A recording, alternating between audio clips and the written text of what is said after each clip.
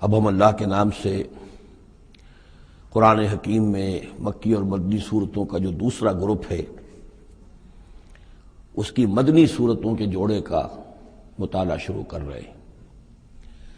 مکیات اس دوسرے گروپ میں دو ہیں، سورۃ الانعام، سورۃ الاعراف، جن کا مطالعہ ہم کر چکے، اور میں نے ابتدا ہی میں عرض کیا تھا کہ یہ گروپ اس اعتبار سے متوازن ہے کہ اس میں دو ہی صورتیں مکی ہیں، دو ہی مدنی ہیں۔ انفال اور توبہ یہ دو مدنیات ہیں۔ ان کا جو ربط اور تعلق ہے اس گروپ کی مکی صورتوں کے ساتھ، پہلے تو اس کو سمجھ لیجئے۔ ہم دیکھ چکے ہیں سورہ انعام اور اعراف میں کہ ان میں اتمام حجت ہوا ہے بنو اسماعیل پر یا مشرکین عرب پر۔ اس اتمام حجت کے بعد اللہ کا جو ہمیشہ سے ضابطہ اور قاعدہ رہا ہے، قانون رہا ہے کہ کسی رسول کے بھیجے جانے کے بعد اور اس کی جانب سے اتمام حجت کے کیے جانے کے بعد بھی اگر کوئی قوم کفر پر اڑی رہے بحیثیت مجموعی تو اس پر عذاب الہی آتا ہے، عذاب استیصال۔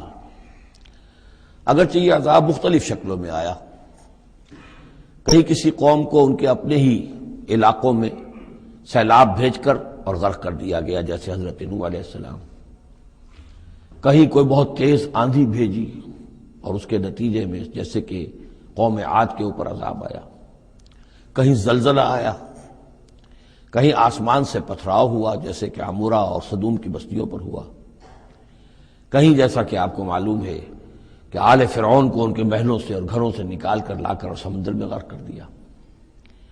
تو قریش پر جو عذاب آیا ہے اللہ تعالیٰ کا، وہ اپنی نوعیت میں منفرد ہے۔ چونکہ حضور خود قرشی تھے، بنی اسماعیل میں سے تھے، اور آپ نے اتمام حجت کر دیا ان پر 13 برس تک، 12 برس تک دعوت دے کر، تو اب گویا کہ وہ عذاب الہی کے مستحق ہو گئے تھے۔ لیکن یہ عذاب الہی جو ہے قریش پر جو آیا ہے وہ بالاقساط آیا ہے۔ اس کی قسط اول ہے کہ جو غزوہ بدر میں ان تک پہنچی، انہیں مکے سے نکالا گیا، جیسے کہ آل فرعون کو ان کے محلات سے نکالا گیا اور لا کر سمندر میں غرق کیا گیا۔ وہ مکہ دارالحرم تھا، وہ تو جگہ تھی حرم، لہذا وہاں سے انہیں نکالا گیا، اور میدان بدر میں پہلی قسط عذاب الہی کی انہیں وصول کرنی پڑی۔ ان کے 70 سردار کھیت رہے اور معجزانہ طریقے پر کھیت رہے، اس میں کوئی شک نہیں کہ جیسے عذاب الہی پہلے قوموں پر آتے تھے اسی طرح کا معاملہ یہ ہوا ہے کہ تقریباً نہتے 313 میں سے صرف 8 افراد کے پاس تلواریں تھیں، اور ادھر سے 1000 پوری طرح کیل کانٹے سے لیس ہو کر آئے تھے۔ تو اللہ کی خصوصی مدد تھی کہ جس سے یہ عذاب آیا ہے اصل میں قریش کے اوپر، اور تقریباً تمام بڑے بڑے نامور سردار جو ہیں وہی میدان میں کھیت رہے، 70 ان کے قیدی ہو گئے۔ ابھی زخمی کتنے ہوئے ہوں گے انہیں بھی آپ ذہن میں رکھیے۔ تو یہ عذاب کی پہلی قسط تھی جو غزوہ بدر میں آئی ہے، اور پھر عذاب کا آخری مرحلہ آیا ہے سن 9 ہجری میں، جب مشرکین عرب کو آخری الٹیمیٹم دے دیا گیا کہ اب بس چند مہینے کی تمہیں مہلت دی جا رہی ہے، اس کے اندر اندر یا ایمان لے آؤ اور یا تمہیں تہہ تیغ کر دیا جائے گا۔ فَإِذَا انسَلَخَ الْأَشْهُرُ الْحُرُمُ فَاقْتُلُوا الْمُشْرِكِينَ حَيْثُ وَجَدتُّمُوهُمْ۔ اب یہ انتہائی یوں سمجھیے کہ توہین اور تذلیل کے ساتھ چیلنج تھا۔ یہ دوسری بات ہے کہ وہ سب لوگ ایمان لے آئے اور یہ قتل عام کی نوبت نہیں آئی، لیکن یہ کہ یہ آخری قسط تھی۔ وہ آخری قسط جو ہے سورہ توبہ میں بیان ہوئی ہے، اور عذاب کی پہلی قسط جو ہے وہ سورہ انفال میں ہے۔ ان دونوں صورتوں کو جمع کر دیا گیا تاکہ انعام اور اعراف میں بنو اسماعیل پر یا مشرکین عرب پر اتمام حجت، اور انفال اور توبہ میں ان پر جو عذاب الہی نازل ہوا اس کی تفصیل۔ تو یہ تو ہے معنوی ربط اس گروپ کی مکی اور مدنی صورتوں کے مابین۔ باقی جو یہ سورہ انفال ہے اس کے بارے میں نوٹ کر لیجئے کہ غزوہ بدر کے فوراً بعد متصلاً بعد نازل ہوئی ہے۔ گویا کہ سورہ آل عمران جو ہم پڑھ چکے ہیں اس سے پہلے ہے اس کا نزول، اس کے اکثر و بیشتر حصے سے پہلے نازل ہوئی۔ تو یہ زمانی ترتیب جو ہے اگر یہ ذہن میں نہ رہے تو پھر اس سے کافی خلجان پیدا ہو جاتا ہے۔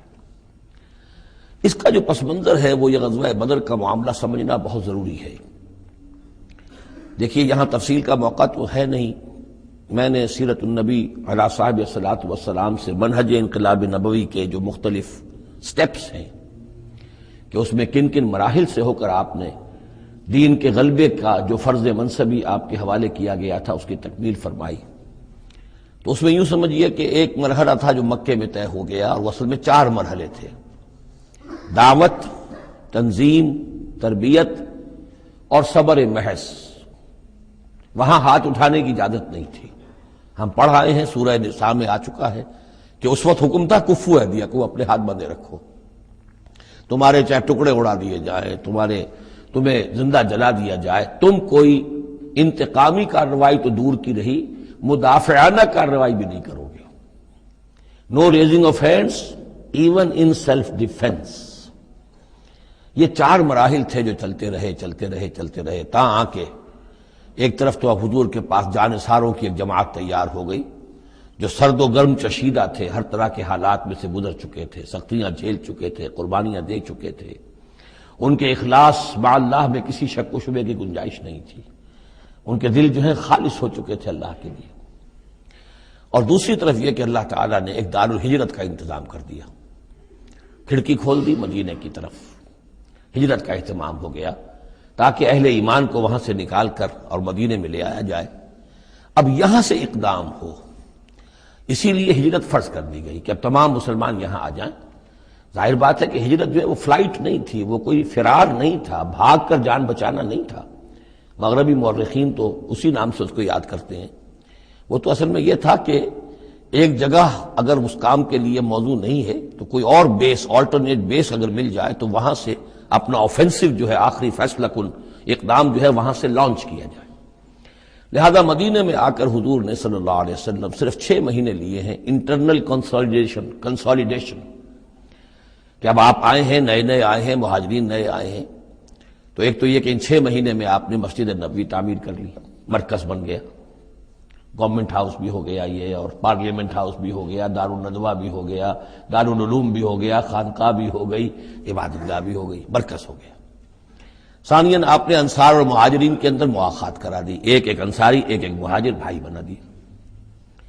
تیسرے یہ کہ آپ نے بہت بڑا کام یہ کیا کہ جو یہود کے قبیلے وہاں آباد تھے ان کو آپ نے ان کے ساتھ ایک معاہدہ کر لیا، جوائنٹ ڈیفنس آف مدینہ، میثاق مدینہ، مدینے کی ایک مدافعت جو ہوگی وہ مشترک ہوگی، کوئی بھی حملہ آور آئے گا باہر سے تو مل کر مسلمان اور یہودی اس معاملے میں ایک ملت ہوں گے اور دفاع کریں گے مدینے کا۔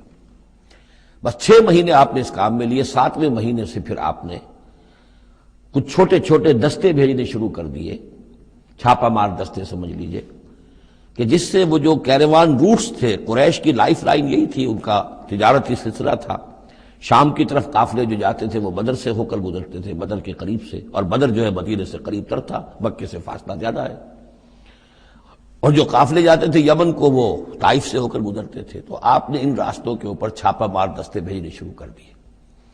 جدید اصطلاح میں اس کو یہ کہا جائے گا کہ اکنامک بلاکیڈ آف مکہ۔ 8 ایسی مہمیں غزوہ بدر سے پہلے ثابت ہیں 1.5 سال کے اندر۔ 6 مہینے آپ نے وہ لیے، 1.5 سال اور 2 سال کے بعد غزوہ بدر ہو گیا ہے۔ تو یہ 1.5 سال میں 8 مہمیں، جن میں سے 4 میں کہ حضور خود بھی بنفس نفیس شریک رہے ہیں، اس لیے وہ غزوات کہلاتے ہیں، اور 4 وہ ہیں کہ جن میں آپ نے صرف کچھ لوگوں کو بھیج دیا ہے کسی امیر کے تحت، وہ سرایا کہلاتے ہیں۔ تو یہ جو صورتحال ہوئی، اور اس میں یہ بھی ہوا کہ حضور جہاں جاتے تھے خود تو وہاں کے قبائل سے آپ معاہدے کر لیتے تھے۔ اب یا تو وہ جو قبائل جو تھے مقامی، پہلے تو وہ قریش کے حلیف تھے، اب یا تو وہ حضور کے حلیف ہو گئے، مسلمانوں کے حلیف ہو گئے، تو قریش کی طاقت کم ہوئی، مسلمانوں کی بڑھ گئی، یا یہ ہے کہ وہ نیوٹرل ہو گئے کہ ہم نہ قریش کی مدد کریں گے آپ کے خلاف، نہ آپ کی مدد کریں گے قریش کے خلاف، نیوٹرل ہو گئے۔ اس سے بھی یہ ہے کہ قریش کا جو حلقہ اثر تھا، سیاسی زون آف پولیٹیکل انفلوئنس، وہ کم ہو رہا ہے۔ یہ 2 چیزیں ایسی ہوئی ہیں، political isolation of Quraysh and economic blockade of Mecca, جس کے نتیجے میں مکے والے جو ہیں پھر یوں سمجھیے کہ تنگ آمد بجنگ آمد، ورنہ مکے والوں کی طرف سے کوئی آغاز ثابت نہیں ہے تاریخ میں کہ حضور کے اور مسلمانوں کے مکے سے جانے کے بعد ان کی طرف سے کوئی ابتدا ہوئی ہو، کوئی انیشیٹو لیا گیا۔ دو واقعات خاص طور پر ایسے ہو گئے کہ ایک چھوٹا سا آپ نے ایک دستہ بھیجا تھا نخلا، اور یہ نخلا جو ہے یہ مکے اور طائف کے مابین ہے، تو سمجھیے کس قدر فاصلے پر، اور وہاں مٹ بھیڑ ہو گئی، جو مسلمان وہاں بھیجے گئے تھے ان کے کفار کے ساتھ، وہاں ایک مشرک مکے کا مارا گیا، ایک کو انہوں نے قید کیا، ساتھ لے آئے، کچھ سامان جو ان کا تجارت تھا وہ بھی لے آئے، وہ مال غنیمت سمجھ کر۔ تو حضور اگرچہ ناراض ہوئے کہ میں نے تمہیں لڑنے کا حکم نہیں دیا تھا، میں نے اس لیے بھیجا تھا کہ وہاں رہو اور قریش کی نقل و حرکت سے ہمیں مطلع کرتے رہو، لیکن اب سچویشن پیدا ہو گئی، گویا کہ یہ چاہے ارادہ تھا یا نہیں تھا، ڈی فیکٹو شکل یہی ہوئی کہ اقدام ہو گیا مسلمانوں کی طرف سے، اب آغاز ہو گیا مسلمانوں کی طرف سے۔ ادھر جب ابو سفیان لے کر جا رہے تھے بہت بڑا قافلہ شام کی طرف، تو حضور نے اس کا تعاقب کیا، لیکن وہ تیزی سے نکل گئے تھے۔ لیکن جب واپس آ رہے تھے اور 50,000 دینار کا سامان تھا ان کے قافلے کے اندر، بہت لدا پدا قافلہ، انہیں یہ خطرہ ہوا کہ اب پھر محمد صلی اللہ علیہ وسلم اور ان کے ساتھی کہیں لوٹیں گے ہمیں اور ہمارے اوپر حملہ کریں گے، روکیں گے ہمارا راستہ۔ تو انہوں نے یہ کی دوہری حکمت عملی کی کہ ایک تو یہ کہ ایک سوار بھیجا آگے تیزی کے ساتھ دوڑایا کہ مکے جاؤ اور کہو کہ ہمارے قافلے کو خطرہ ہے محمد سے صلی اللہ علیہ وسلم، لہذا مدد بھیجو۔ اور ادھر یہ کیا کہ وہ عام راستہ جو تھا جو بدر سے ہو کر گزرتا تھا اسے چھوڑ کر ساحل سمندر کے ساتھ ساتھ نیچے سے ہو کر وہ نکل بھی گئے۔ اب وہاں مکے میں یہ دونوں چیزیں بیک وقت پہنچ گئیں، ایک طرف وہ نخلا سے لوگ روتے پیٹتے چیختے چلاتے ہمارا آدمی مار دیا محمد کے آدمیوں نے، وہ آ گئے، ادھر سے وہ آ گیا جو ابو سفیان کا بھیجا ہوا تھا ایلچی کہ دوڑو دوڑو دوڑو تمہارا قافلہ محمد لوٹنے والے ہیں اور یہ ہے اور وہ ہے۔ بس وہ وار کرائی وہاں ہوئی اور 1,000 کا لشکر جو ہے وہاں پر پھر جمع کیا گیا اور 900 اونٹ فراہم کیے گئے اور 100 گھوڑوں کا ایک رسالہ تیار کیا گیا اور وہ لوگ مکے سے نکل آئے۔ یہ صورتحال ادھر ہو رہی تھی۔ ادھر یہ ہے کہ حضور صلی اللہ علیہ وسلم نے مدینے میں پہلے تو یہ فیصلہ کیا تھا کہ اب یہ قافلہ واپس آنے والا ہے تو اب اس قافلے کا تعاقب کریں، ابھی جنگ وغیرہ کا آپ کو گمان نہیں تھا، ابھی مدینے ہی میں آپ نے یہ جو ہے ایسا ارادہ ظاہر کیا کہ جیسے پہلے بھی گئے تھے، جب قافلہ جا رہا تھا شام کی طرف تو تعاقب کیا تھا، ایسے جب آ رہا ہے تو اسے انٹرسیپٹ کریں۔ لہذا ایک تو مشاورت ہوئی ہے مدینے میں، آیا چلنا چاہیے یا نہیں چلنا چاہیے، وہ میں بعد میں عرض کروں گا جب ہم آیتیں پڑھیں گے۔ پھر جب کچھ لوگ نکل آئے اور یہ نہیں سمجھا گیا تھا کہ کوئی جنگ ہونی ہے، کوئی بڑا لشکر آ رہا ہے، اس وقت تک اطلاع نہیں تھی، اسی لیے بس جو جس کے ہاتھ میں آیا، کسی کے پاس نیزہ تھا، کسی کے پاس کچھ اور تھا، تلواریں 8 تھیں، گھوڑے کل 2 تھے، وہ چل پڑے۔ چلو اس لیے کہ مسئلہ تو قافلے کا مسئلہ ہے نا، کوئی جنگ تو ہے نہیں، کوئی لشکر وشکر تو آ نہیں رہا۔ جب آپ کچھ سفر طے کر کے مقام صفرا تک پہنچ گئے تو وہاں وحی آ گئی اور آپ کو اطلاع بھی پہنچ گئی، اطلاع بھی پہنچ گئی کہ ابو جہل جو ہے 1,000 کا لشکر لے کر مکے سے چل پڑا ہے، اور وحی بھی آ گئی، اللہ نے بتا دیا کہ اے نبی اب یہ 2 شکلیں ہیں، جنوب سے مکے کی طرف سے ایک لشکر آ رہا ہے، کیل کانٹے سے لیس ہے، شمال سے قافلہ آ رہا ہے، اور میرا یہ وعدہ ہے کہ ان دونوں میں سے ایک ضرور تم کو دے دوں گا، تم کو فتح حاصل ہو جائے گی، یہ میرے اہل ایمان کو بتا دیجئے اور ذرا مشورہ کیجئے۔ تو دوسری مشاورت جو ہے وہ مدینے سے نکل کر ہوئی ہے مقام صفرا میں۔ یہ اصل میں جو چیزیں اگر سامنے نہ ہوں تو پھر یہ بہت خلجان ہوتا ہے، اور اکثر لوگوں کو، مترجمین کو اور مفسرین کو بہت خلجان رہا ہے ان آیات کے سمجھنے میں۔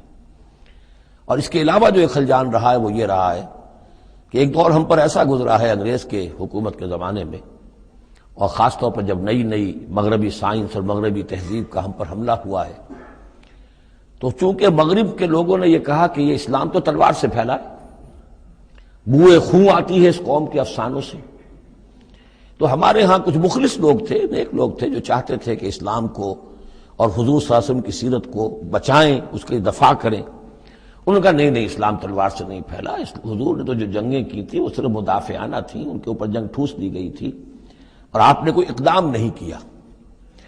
اور ان میں سب سے بڑا کام کیا ہے ہندوستان میں مولانا علامہ شبلی نعمانی رحمۃ اللہ علیہ نے، میں ان کا نام ادب سے لوں گا اس لیے کہ سر سید احمد کے زیر اثر تھے، اور وہ جو جدید جو ابھی آیا تھا، جو مغربی افکار و خیالات اور تہذیب اور تمدن اور ویلیوز اور نظریات کا جو ریلا آیا تھا، اس کا مقابلہ کرنا آسان کام نہیں تھا۔ تو یہ اپولوجیٹک انداز اختیار کیا ہے شبلی نعمانی نے، اور اس میں یہ ہے کہ وہ جو ابتدائی جو 8 جو غزوات اور سرایا ہیں جو بدر سے پہلے ہوئے انہیں بالکل تقریباً نظر انداز کر دیا ہے، تاکہ یہ ثابت نہ ہو کہ انیشیٹو حضور کی طرف سے ہوا ہے۔ تو یہ چیز جو ہے میں سمجھتا ہوں کہ ایک خاص دور کا تقاضا تھی، وہ دور اب گزر چکا۔ اب اسلام کا یہ فکر کہ اسلام ایک مکمل دین ہے، یہ اپنا غلبہ چاہتا ہے، اور حضور کو بھیجا گیا تھا اس لیے کہ دین کو غالب کرے، اور دین کو غالب کرنے کی جد و جہد ایک انقلابی جد و جہد ہے۔ اس انقلابی جد و جہد میں جہاں پہلا مرحلہ یہی ہوتا ہے کہ پیسو ریزسٹنس ہو، اور پہلے تیاری کی جائے، دعوت، تنظیم، تربیت اور صبر محض کے ذریعے سے ایک قوت فراہم کی جائے، پھر دوسرا مرحلہ آتا ہے باطل کے ساتھ ٹکرانا پڑتا ہے، اور اس میں آگے بڑھ کر ٹکر مول لینی پڑتی ہے۔ یہ نہیں ہے کہ انتظار ہی کرتے رہیں، یعنی ایک جس کو ہم کہتے ہیں کو ایگزسٹنس، پیسفل کو ایگزسٹنس، حق و باطل کے درمیان نہیں ہو سکتی۔ حق کیسے تسلیم کر سکتا ہے کہ باطل بھی موجود رہے؟ ہاں، حق میں جان نہیں ہے، اہل حق جو ہیں بے جان ہیں، مردہ ہیں، تو مجبوری ہے، لیکن اگر اہل حق میں جان ہو تو وہ کیسے برداشت کریں گے کہ باطل جو ہے اس کا غلبہ رہے؟ ہاں، باطل جو ہے وہ نیچا ہو کر رہے، اگر وہ مغلوبیت کی شکل اختیار کر لے تو ٹھیک ہے، لیکن یہ کہ باطل کا غلبہ ہو اور اہل ایمان میں جان بھی ہو، تو یہ دو چیزیں جو ہیں یہ تو ایک دوسرے سے بالکل متضاد ہیں۔ جیسے حضرت ابوبکر نے فرمایا تھا ایبدل الدین وانا حی، کیا دین میں ترمیم کی جائے گی جبکہ ابھی میں زندہ ہوں؟ میرے جیتے جی دین کے اندر ترمیم، یہ ممکن نہیں ہے۔ تو وہی بندہ مومن کی شان ہونی چاہیے۔ تو اصل حقائق الحمدللہ بہت اچھی طریقے سے واضح ہو چکے ہیں۔ بہرحال اتنا پس منظر جو ہے جان لیجئے، اور ایک خاص اسلوب جو ہے اس سورہ مبارکہ کا، اگرچہ یہ تقریباً ایک خطبہ ہے مسلسل 10 رکوع ہے، لیکن اس میں ایک خاص مسئلے کو نکال کر پہلے درمیان شروع میں لے آئے ہیں۔ اس کی بحث آئے گی تقریباً وسط میں جا کر، لیکن اس اسلوب کو یہاں نوٹ کر لیجئے، وہ اس لیے کہ یہی اسلوب ہے جس سے ہمیں سمجھنے میں مدد ملے گی۔ سورہ توبہ کے جو ترتیب مضامین ہے وہاں بھی بہت اشکال ہے، اور بہت سے مترجمین کو جدید دور کے جو زیادہ محنت نہیں کر سکے ہیں، بس ترجمہ مکمل کرنا انہوں نے اپنے پیش نظر رکھ لیا، تفسیر مکمل کرنی ہی ہے، لہذا وہ تیزی کے ساتھ وہ دقت نظر کا ثبوت نہ دے سکے تو اس میں بڑے خلجان پیدا کر دیے۔ وہ اسلوب کیا ہے کہ اس پوری بحث میں سب سے ایک نمایاں مسئلہ یہ ہو گیا تھا غزوہ بدر کے بعد کہ مال غنیمت پر مسلمانوں میں جھگڑا ہو گیا۔ پہلی جنگ تھی، غنیمت کی تقسیم کیسے ہوگی، اس کا قانون کیا ہے، اس کا ضابطہ کیا ہے، وہ معلوم نہیں تھا۔ اور یہ کہ عام طور پر جو عرب میں پہلے رواج تھا وہ تو یہ تھا کہ جس کے ہاتھ جو لگ گیا بس وہ اس کا ہے۔ وہ تو لوٹ مار جانتے تھے، کوئی باقاعدہ جنگ جو ہے وہ تو ان کے ہاں اس طریقے سے منظم کوئی تنظیم تو تھی ہی نہیں، تو جو جس کے ہاتھ لگ گیا۔ اب لوگوں نے یہ سمجھا غزوہ بدر میں جس نے جو کچھ مال غنیمت جمع کیا وہ اس کا ہے۔ اب کچھ لوگوں نے کہا صاحب کہ ہم یہاں حضور کے حفاظت کے لیے مامور تھے، یہاں پہرے پر تھے، ہم تو مال جمع نہیں کر سکے، تو کیا مطلب ہے ہمارا کوئی حصہ نہیں ہوگا؟ یا یہ ہے کہ کچھ بزرگوں نے کہا جو وہ اتنی بھاگ دوڑ تو نہیں کر سکتے جتنے نوجوان کر سکتے تھے، بھاگ کر دوڑ کر ادھر سے ادھر جمع کر لینا، لیکن یہ کہ ان کی حیثیت ہوتی ہے، وجاہت ہوتی ہے، تو ایک جھگڑا پیدا ہو گیا کہ یہ کس طریقے سے تقسیم ہو، کس کا کتنا حق ہے۔ تو اس جھگڑے کا ذکر کر کے سورت شروع کی ہے، لیکن اس کے اوپر کوئی بات یہاں نہیں کی، بلکہ کیٹیگوریکل بات کی ہے کہ جڑ کاٹ دی اس کی، لیکن اس پر جو اصل حکم ہے وہ بعد میں آئے گا وسط سورت میں۔ مال غنیمت کے لیے یہاں لفظ آیا انفال، یسألونک عن الانفال۔ اے نبی یہ آپ سے انفال کے بارے میں پوچھ رہا ہے۔ انفال جمع نفل کی، نفل کہتے ہیں کسی اضافی شے کو، جیسے نماز فرض ہے، یہ سنت مؤکدہ ہے، یہ فلاں ہے، یہ نفل ہے، اضافی ہے، آپ کی مرضی پر ہے، پڑھیں نہ پڑھیں۔ تو جو کہ جنگ میں اصل شے جو مطلوب ہوتی ہے وہ فتح ہوتی ہے، مال غنیمت تو ایک اضافی شے، بونس ہے جو مل گیا، ورنہ اصل شے جو ہے وہ مال غنیمت جو ہے پیش نظر جنگ میں نہیں ہوتی۔ لوٹ مار میں اصل شے جو ہے وہ لوٹ مار کا مال ہوتا ہے، لیکن جب جنگ ہوتی ہے تو جنگ میں تو اصل چیز جو مقصود ہے وہ فتح ہے۔ تو اس حوالے سے مال غنیمت کو انفال کے لفظ سے تعبیر کیا گیا، یسألونک عن الانفال۔ اے نبی یہ آپ سے پوچھ رہے ہیں مال غنیمت کے بارے میں، قل الانفال للہ والرسول۔ پہلے تو جڑ کاٹ دی مسئلے، کہہ دیں کہ یہ انفال کل کے کل اللہ اور اس کے رسول کے ہیں، تم میں سے کسی کا کوئی حق ہے ہی نہیں، لاؤ سب جمع کر دو۔ یہ فتح جو ہے تمہارے ہاتھوں نہیں آئی ہے، یہ اللہ کی خصوصی مدد سے آئی ہے، لہذا کسی کا کوئی حق نہیں۔ زیرو لیول پر لا کر پھر ان کو سنبھالنا آسان تھا کہ جب معلوم ہو کہ سب کچھ ہاتھ سے دے کر، تو پھر تو ظاہر بات ہے کہ آدمی جو ہے جب ساری جاتی دیکھیے تو آدھی دیجے بانٹ والی بات ہے، پھر وہ کم کے اوپر بھی راضی ہو گئے، لیکن پہلا مسئلہ یہی تھا قل الانفال للہ والرسول واتقوا اللہ، اللہ کا تقوی اختیار کرو، واصلحوا ذات بینکم، اور اپنے آپس کے معاملات کو درست کرو، واطیعوا اللہ ورسولہ، اور اللہ اس کے رسول کی اطاعت کرو، ان کنتم مؤمنین، اگر تم مومن ہو۔ گویا کہ جڑ ہی کاٹ دی، کسی کا کوئی حق اس میں ہے ہی نہیں، یہ سب اللہ اس کے رسول کے لیے یعنی اسلامی ریاست کے لیے۔ اب یہاں جو آگے آیات آ رہی ہیں بڑی اہم ہے، بندہ مومن کی شخصیت کا جو حیولہ ہے اور بندہ مومن کی جو تعریف ہے، جامع ترین اور مختصر ترین الفاظ میں یہ آئی ہے سورہ حجرات میں۔ اس کے دو حصے ہیں، ایک تو ہے بندہ مسلم، مسلمان کے لیے تو 5 چیزیں ہیں، کلمہ شہادت، نماز، روزہ، حج، زکوٰۃ، لیکن حقیقی مومن کے لیے اس میں 2 اضافی چیزیں شامل کرنی پڑیں گی۔ وہ کیا ہیں؟ دلی یقین اور عملی جہاد۔ بندہ مومن کی شخصیت کے اندر یہ 2 رخ اور ہونے چاہیے۔ جو صرف مسلمان ہے، کلمہ شہادت، نماز، روزہ، حج، زکوٰۃ، بنی الاسلام علی 5، شہادت اللہ الہ الا اللہ وان محمد رسول اللہ واقام الصلاۃ وایتاء الزکوٰۃ وصوم رمضان وحج البیت۔ لیکن مومن انما المؤمنون الذین آمنوا باللہ ورسولہ ثم لم یرتابوا، یقین والا ایمان، دل میں ایمان، وجاہدوا باموالہم وانفسہم فی سبیل اللہ، اور جہاد کریں اپنی جان اور مال کے ساتھ اللہ کی راہ میں۔ اب یہاں یوں سمجھیے کہ سورہ حجرات کی اس آیت نمبر 15 میں جو ڈیفینیشن آئی ہے، جیسے پرکار ہوتی ہے، پرکار کو کھول دیا۔ ایک حصے کی کیفیات کو یہاں اس سورہ انفال کے شروع میں لے آئے ہیں، اور دوسری جہاد والی کیفیات کو سورہ انفال کے آخر میں لے آئے ہیں۔ تو یہ پرکار یہاں کھلی ہوئی ہے اس ڈیفینیشن کی۔ تو ایک حصہ ڈیفینیشن کا یہاں آ رہا ہے، انما المؤمنون الذین اذا ذکر اللہ وجلت قلوبہم، اہل ایمان، حقیقی مومن تو وہ ہیں کہ جب اللہ کا ذکر کیا جاتا ہے تو ان کے دل لرز جاتے ہیں۔ وَإِذَا تُلِيَتْ عَلَيْهِمْ آیَاتُهُ، اور جب انہیں اس کی آیات پڑھ کر سنائی جاتی ہیں، زادتہم ایمانا، ان کے ایمان میں بڑھوتری ہوتی ہے، اضافہ ہوتا ہے۔ وَعَلَىٰ رَبِّهِمْ يَتَوَكَّلُونَ، اور وہ اپنے رب پر توکل کرتے ہیں۔ الَّذِينَ يُقِيمُونَ الصَّلَاةَ، جو نماز کو قائم رکھتے ہیں۔ وَمِمَّا رَزَقْنَاهُمْ يُنْفِقُونَ، اور جو کچھ ہم نے انہیں دیا ہے اس میں سے اللہ کے لیے، اللہ کے دین کے لیے خرچ کرتے ہیں۔ انفاق فی سبیل اللہ مراد۔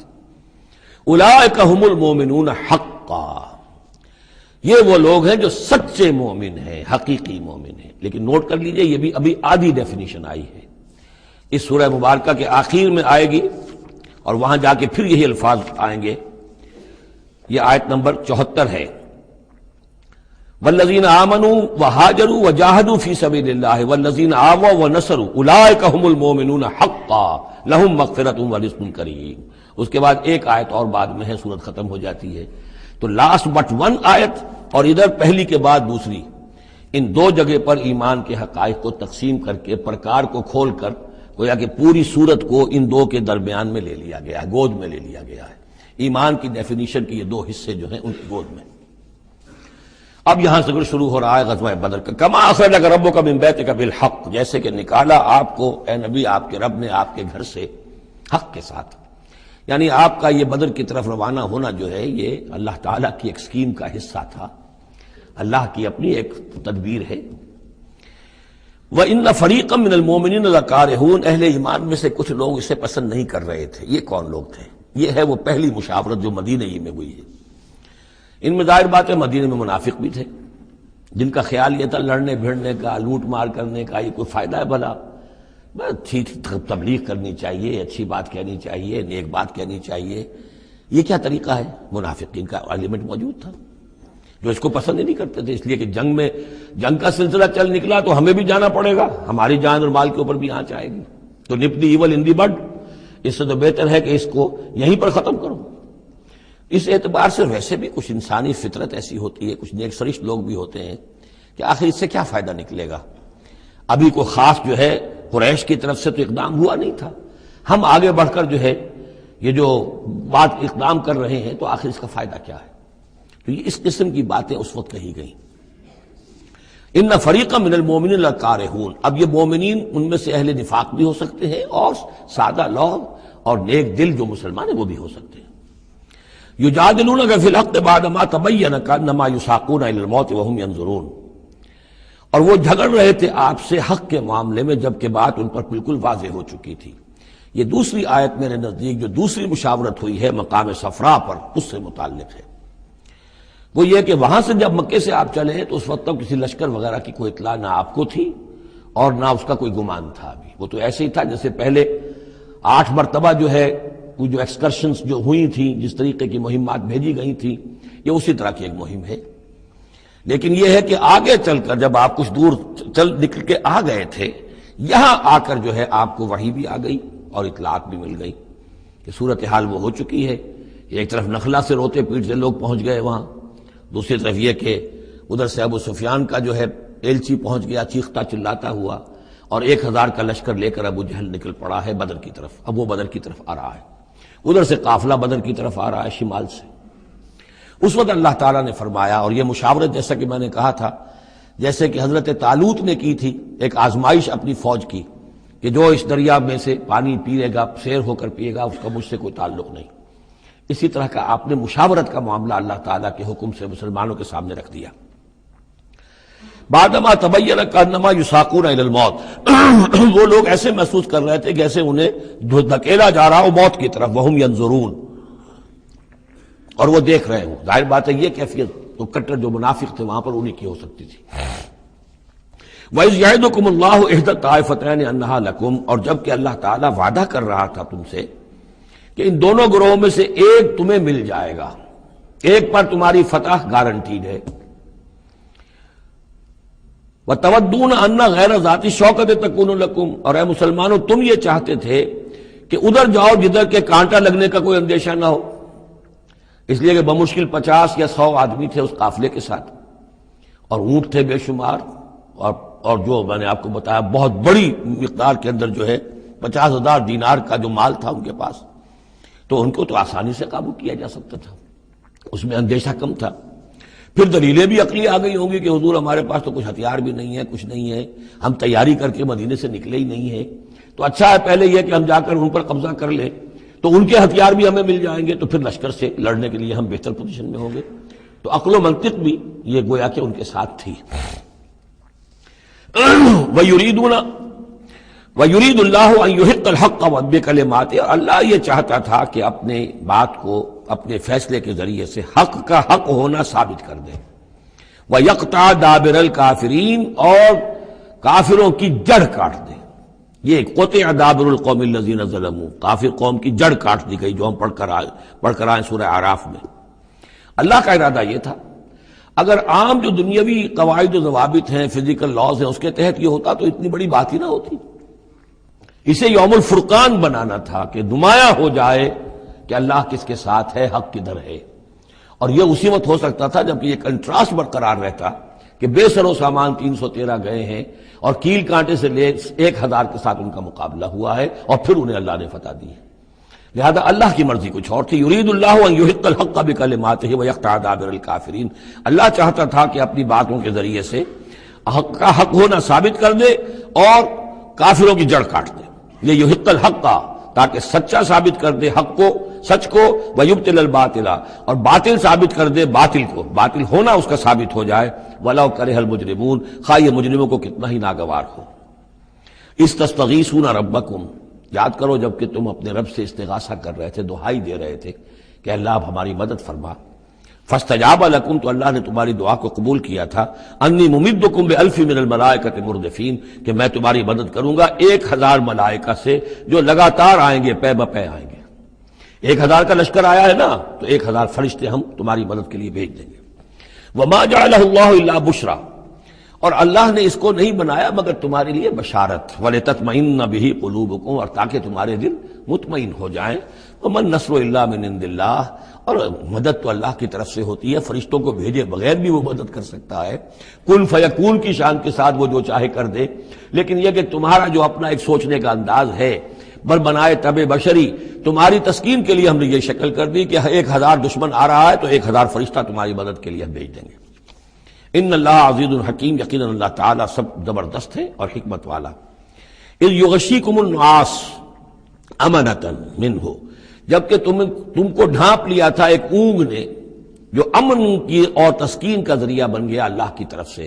یہ دو معجزے ہوئے ہیں خاص اس وقت، معجزے اس معنی میں کہ عام حالات میں یہ چیزیں نہیں ہوتی، لیکن اس میں کوئی خرق عادت نہیں ہے۔ معجزہ اس معنی میں نہیں ہے کہ اس کو چیلنج کر کے حضور نے دکھایا ہو، اس معنی میں نہیں، بس یہ کہ غیر معمولی اللہ کی نصرت کی شکلیں ہیں۔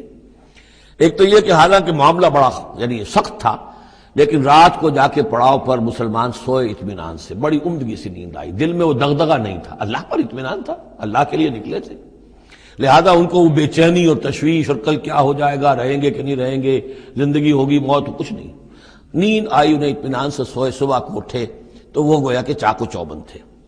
نمبر دو یہ ینزل علیکم من السماء ماء، اور جب کہ اتارا اس نے تم پر آسمان سے پانی، بارش ہو گئی، اس سے یہ ہوا لیطہرکم، تاکہ تمہیں پاک کرے، جنہیں غسل کی حاجت تھی غسل کر لیا، وَیُذْهِبَ عَنْکُمُ الرِّجْسَ الشیطان، اور دور کر دے تم سے شیطان کی نجاست کو، وَلِيَرْبِطَ عَلَىٰ قُلُوبِكُمْ، اور یہ کہ تاکہ تمہارے دلوں کے اندر بھی، اور بارش کے بعد جو فضا ہوتی ہے اس سے طبیعت کے اندر بھی ایک اطمینان اور سکون پیدا ہوتا ہے، ورنہ واقعہ یہ ہے کہ جہاں پر آ کر قریش پہلے ڈیرہ ڈال چکے تھے، پانی پر ان کا قبضہ تھا، اب یہاں پانی نہیں تھا، بارش ہوئی تو وہ نشیبی جگہ میں انہوں نے ایک اپنا حوض بھی جمع کر لیا، پانی بھی جو ہے وہ ان کے پاس فراہم ہو گیا۔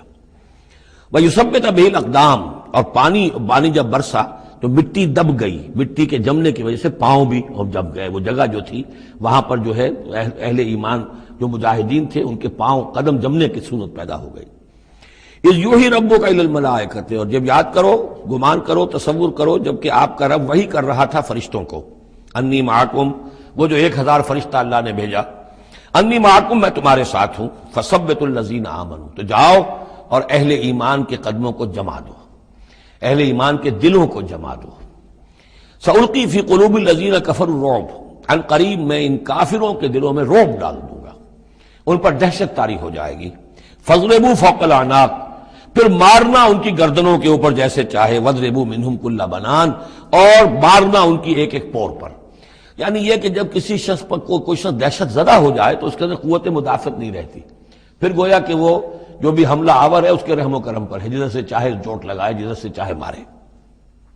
ذالک بانہم شاقوا اللہ ورسولہ، اور یہ سزا ان کو اس لیے دی جائے گی کہ انہوں نے مخالفت کی، زدہ کی، دشمنی کی اللہ کی اور اس کے رسول کی۔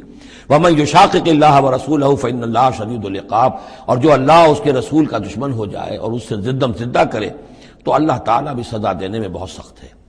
ذالکم فذوقوہ، دیکھو اب یہ قریش سے خطاب ہے، ذالکم فذوقوہ، دیکھو یہ آگے پہلی قسط وصول کرو، چکھ لو اس کو، وَأَنَّ لِلْكَافِرِينَ عَذَابَ النَّارِ، اور ابھی جو تمہارے یہ کھیت رہے ہیں ان کی سزا یہی ختم نہیں ہو گئی ہے، ان کے لیے جہنم کا عذاب ہے۔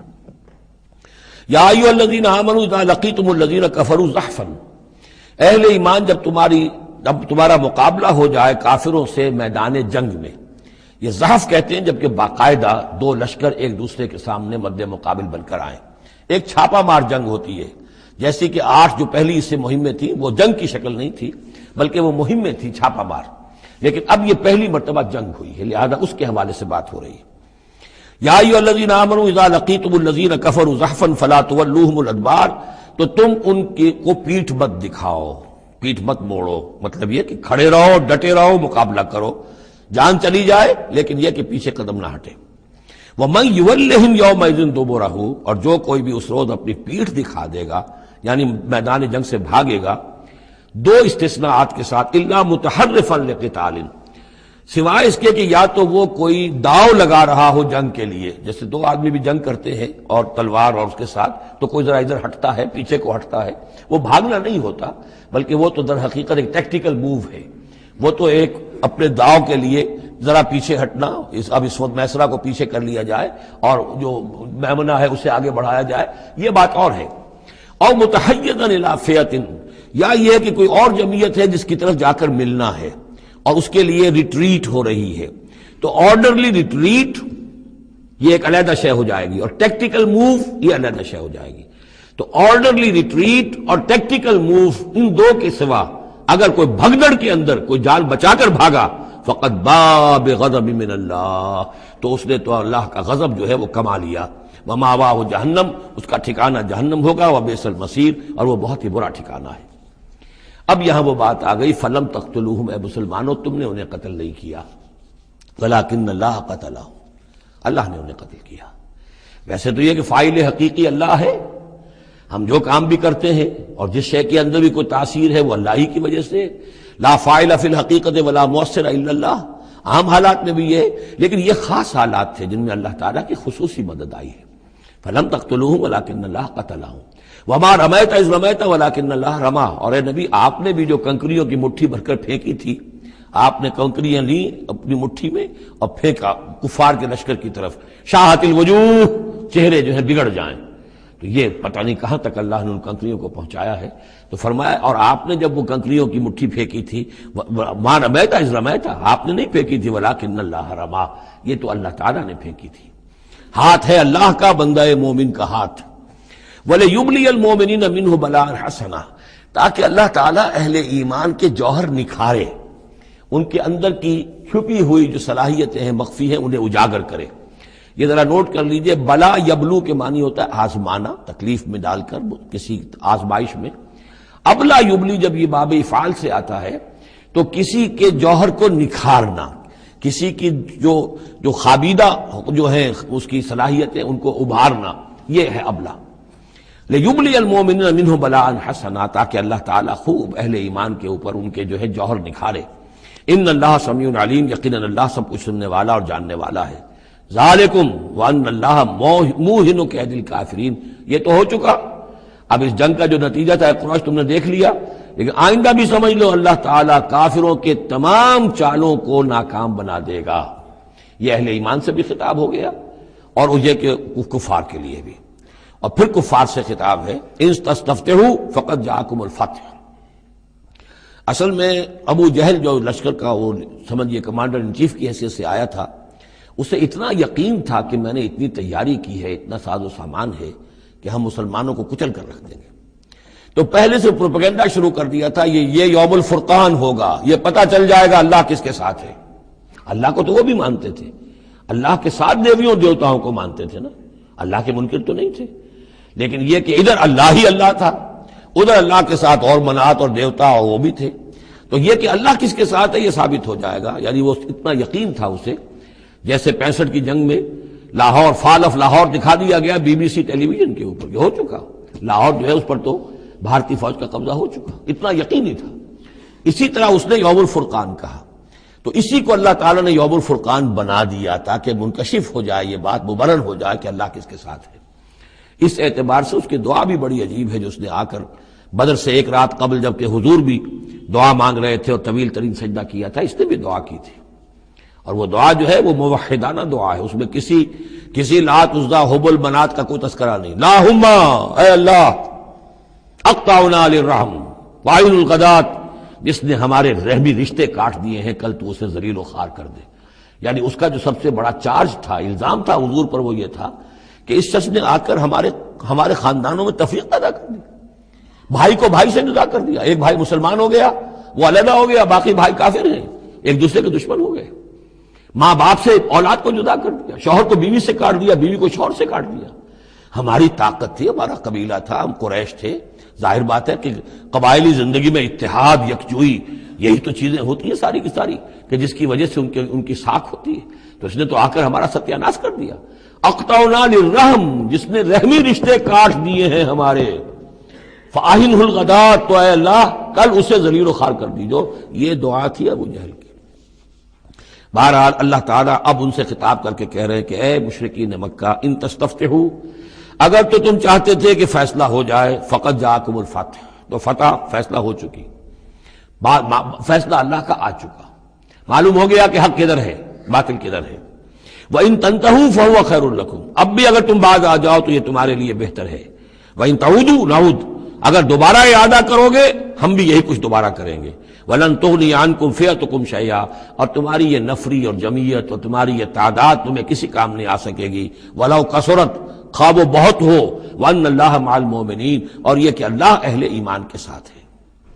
یا ایھا الذین آمنوا، اب یہ جو رکوع آ رہا ہے تیسرا، یہ بہت ہی جامع، بہت اہم ہے۔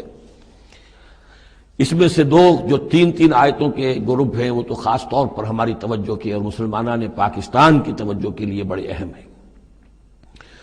یا ایھا الذین آمنوا اطیعوا اللہ ورسولہ ولا تولوا عنہ وانتم تسمعون، اہل ایمان اللہ اور اس کے رسول کی اطاعت کرو اور نہ منہ موڑو اس سے جبکہ تم سن رہے ہو۔ یعنی جب اللہ کے رسول نے کہا تھا کہ چلو بدر کی طرف، تو تمہاری یہ رد و قدا اور یہ پاؤں پیٹنا جس کو کہتے ہیں، یہ مختلف الفاظ اس کے لیے محاوروں میں آتے ہیں، تو یہ جو تم کر رہے تھے کیوں کر رہے تھے؟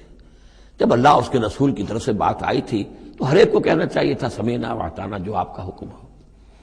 اطیعوا اللہ واطیعوا الرسول ولا تولوا عنہ وانتم تسمعون، ظاہر بات ہے تمام مسلمانوں سے بات نہیں ہے، یہاں بھی ذہن میں رکھیے وہی جنہوں نے کمزوری دکھائی تھی ان کی طرف اشارہ ہے۔ ولا تکونوا کالذین قالوا سمعنا وهم لا يسمعون، ان لوگوں کے مانند نہ ہو جاؤ جو کہتے ہیں کہ ہم نے سن لیا، حقیقت میں وہ سنتے نہیں ہیں۔ یعنی دل اڑا ہوا ہے، طبیعت جو ہے وہ یکسو ہے ہی نہیں، تو کیا سننا ہے؟ سنا انسنا ہو گیا۔ ان شر الدواب عند اللہ الصم البکم الذین لا یعقلون، یقیناً تمام چوپایوں میں بدترین اللہ کے نزدیک یہی لوگ ہیں جو بہرے ہیں، گونگے ہیں اور عقل سے کام نہیں لیتے۔ اب یہ منافقین ہی کی طرف اشارہ ہو رہا ہے۔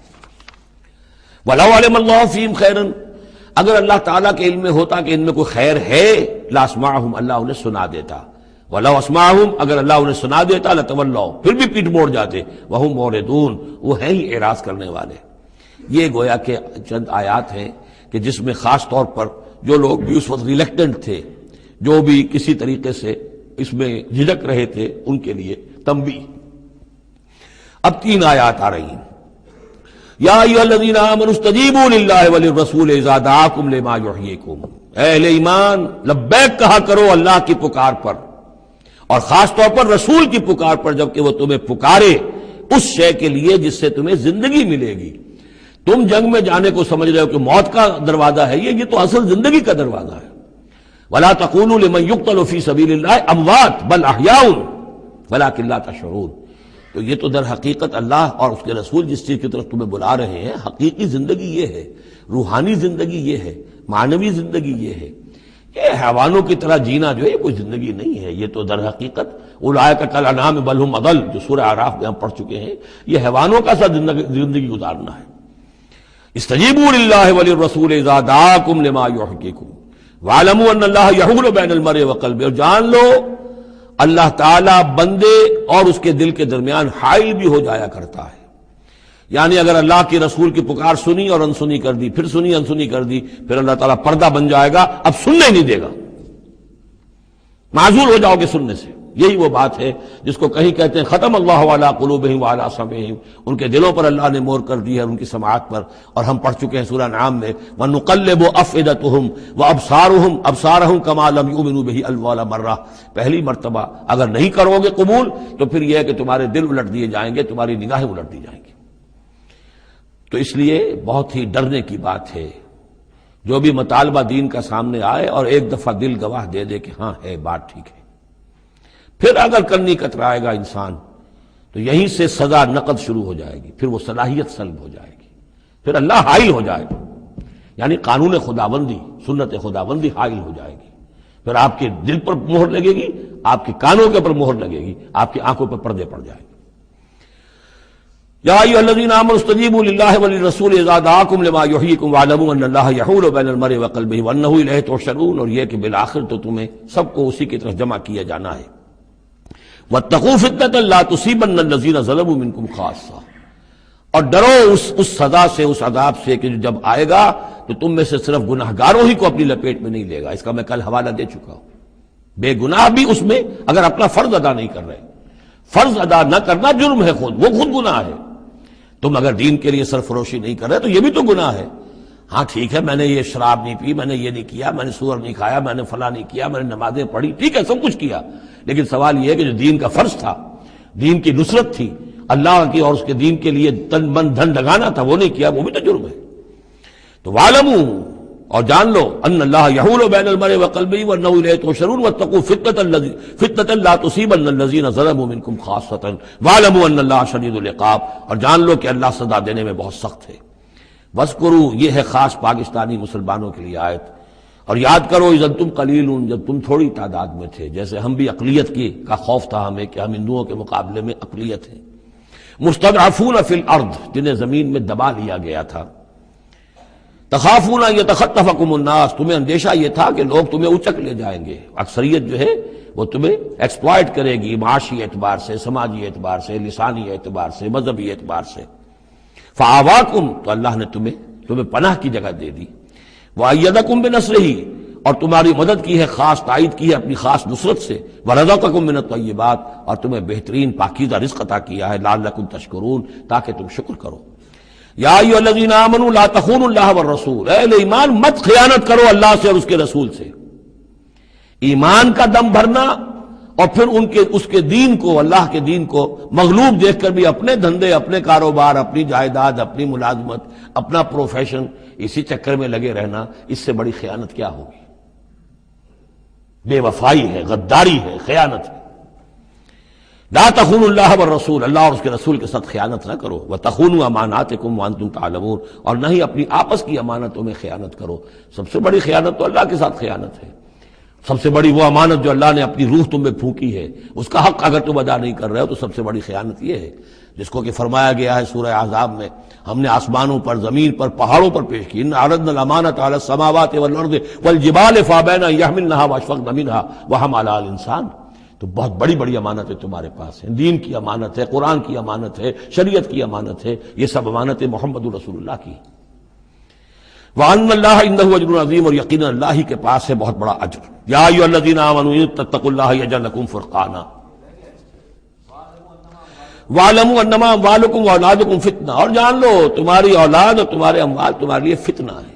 یہی روکتے ہیں، یہی دو بیڑیاں ہیں جو پاؤں میں پڑی رہتی ہیں، مال اور اولاد۔ اولاد کو اعلیٰ سے اعلیٰ تعلیم دلانی ہے، اس کے لیے بڑی بڑی فیسیں دینی پڑتی ہیں، اس کے لیے ظاہر بات ہے کہ اپنا ایک ایک قطرہ جو ہے پسینے کا اور خون کا لگائیں گے تو کہیں جا کر وہ ساری چیزیں فراہم ہوگی۔ آدمی کھپ گیا اسی کے اندر، اولاد کے لیے یا مال کے لیے۔ پھر کہاں سے وقت لائیں دین کے لیے اور دین کے لیے نصرت کے لیے؟ کہاں کوئی رمق جسم کے اندر باقی رہ جاتی ہے؟ جان لو کہ تمہارے اموال اور تمہاری اولاد تمہارے لیے فتنہ ہے۔ فتنہ کہتے ہیں جس پر کسی کو پرکھا جائے، کسوٹی جس کے اوپر پرکھا جا رہا۔ وَأَنَّ اللَّهَ عِندَهُ أَجْرٌ عَظِيمٌ، اور یقیناً اللہ ہی کے پاس ہے بڑا اجر۔ یا ایھا الذین آمنوا ان تتقوا اللہ یجعل لکم فرقانا، اہل ایمان اگر تم اللہ کے تقوی پر برقرار رہو گے، تمہارے لیے فرقان، ایک کے بعد دوسری فرقان آتی رہے گی۔ پہلا فرقان تو یہ آ گیا ہے، یہ فتح جو تمہیں دی گئی ہے۔ وَيُكَفِّرْ عَنْكُمْ سَيِّئَاتِكُمْ، اور یہ کہ تمہارے سے تمہاری جو کمزوریاں ہیں، برائیاں ہیں، وہ اللہ تعالیٰ دور کر دے گا۔ وَيَغْفِرْ لَكُمْ، اور بخش دے گا۔ وَاللَّهُ ذُو الْفَضْلِ الْعَظِيمِ، اللہ بڑے فضل والا ہے۔ وَإِذْ يَمْكُرُ بِكَ الَّذِينَ كَفَرُوا، اب یہ ہجرت سے پہلے جو صورتحال تھی مکے میں کہ قریش کے سردار بیٹھتے تھے دارالندوہ میں، کیا کریں اب ہم محمد صلی اللہ علیہ وسلم کو قتل کر دیں، سازشیں ہوتی تھی، اور اسی طریقے سے انہیں قید کر دیں، کہیں یہاں سے نکلنے پہ مجبور کر دیں، تو وہ جو سازشیں ان کی ہوتی تھی اور مشورے ہوتے تھے ان کا ذکر ہے۔ وَإِذْ يَمْكُرُ بِكَ الَّذِينَ كَفَرُوا، اور جب یاد کیجئے جبکہ وہ لوگ جو کافر ہوئے، یہ کافر لوگ آپ کے بارے میں مشورے کرتے تھے، چالیں چلتے تھے، اسکیمیں بناتے تھے، سازشیں کرتے تھے۔ لِيُثْبِتُوكَ، نمبر ایک تو یہ کہ آپ کو کہیں قید کر دیں، اور يَقْتُلُوكَ، یا قتل کر دیں، اور يُخْرِجُوكَ، یا آپ کو اپنی بستی سے کہیں نکال دیں۔ وَيَمْكُرُونَ وَيَمْكُرُ اللَّهُ، وہ بھی چالیں چل رہے تھے، ان کی بھی اسکیمز تھیں اور اللہ کی اپنی اسکیم تھی۔ واللہ خیر الماکرین، اور ظاہر بات ہے کہ اللہ تعالیٰ بہترین ہے پلاننگ کرنے والا اور بہترین ہے تدبیر فرمانے والا۔ وَإِذَا تُتْلَىٰ عَلَيْهِمْ آيَاتُنَا قَالُوا قَدْ سَمِعْنَا لَوْ نَشَاءُ لَقُلْنَا مِثْلَ هَٰذَا، اور جب انہیں ہماری آیات پڑھ کے سنائی جاتی ہے تو وہ کہتے ہیں ٹھیک ہے، بہت سن لی ہم نے یہ آیات، بہت محمد آپ نے سنا لیا، کوئی ایسی بات بھی نہیں ہے، ہم چاہیں گے تو ایسا ہی کلام ہم بھی کہہ لیں گے۔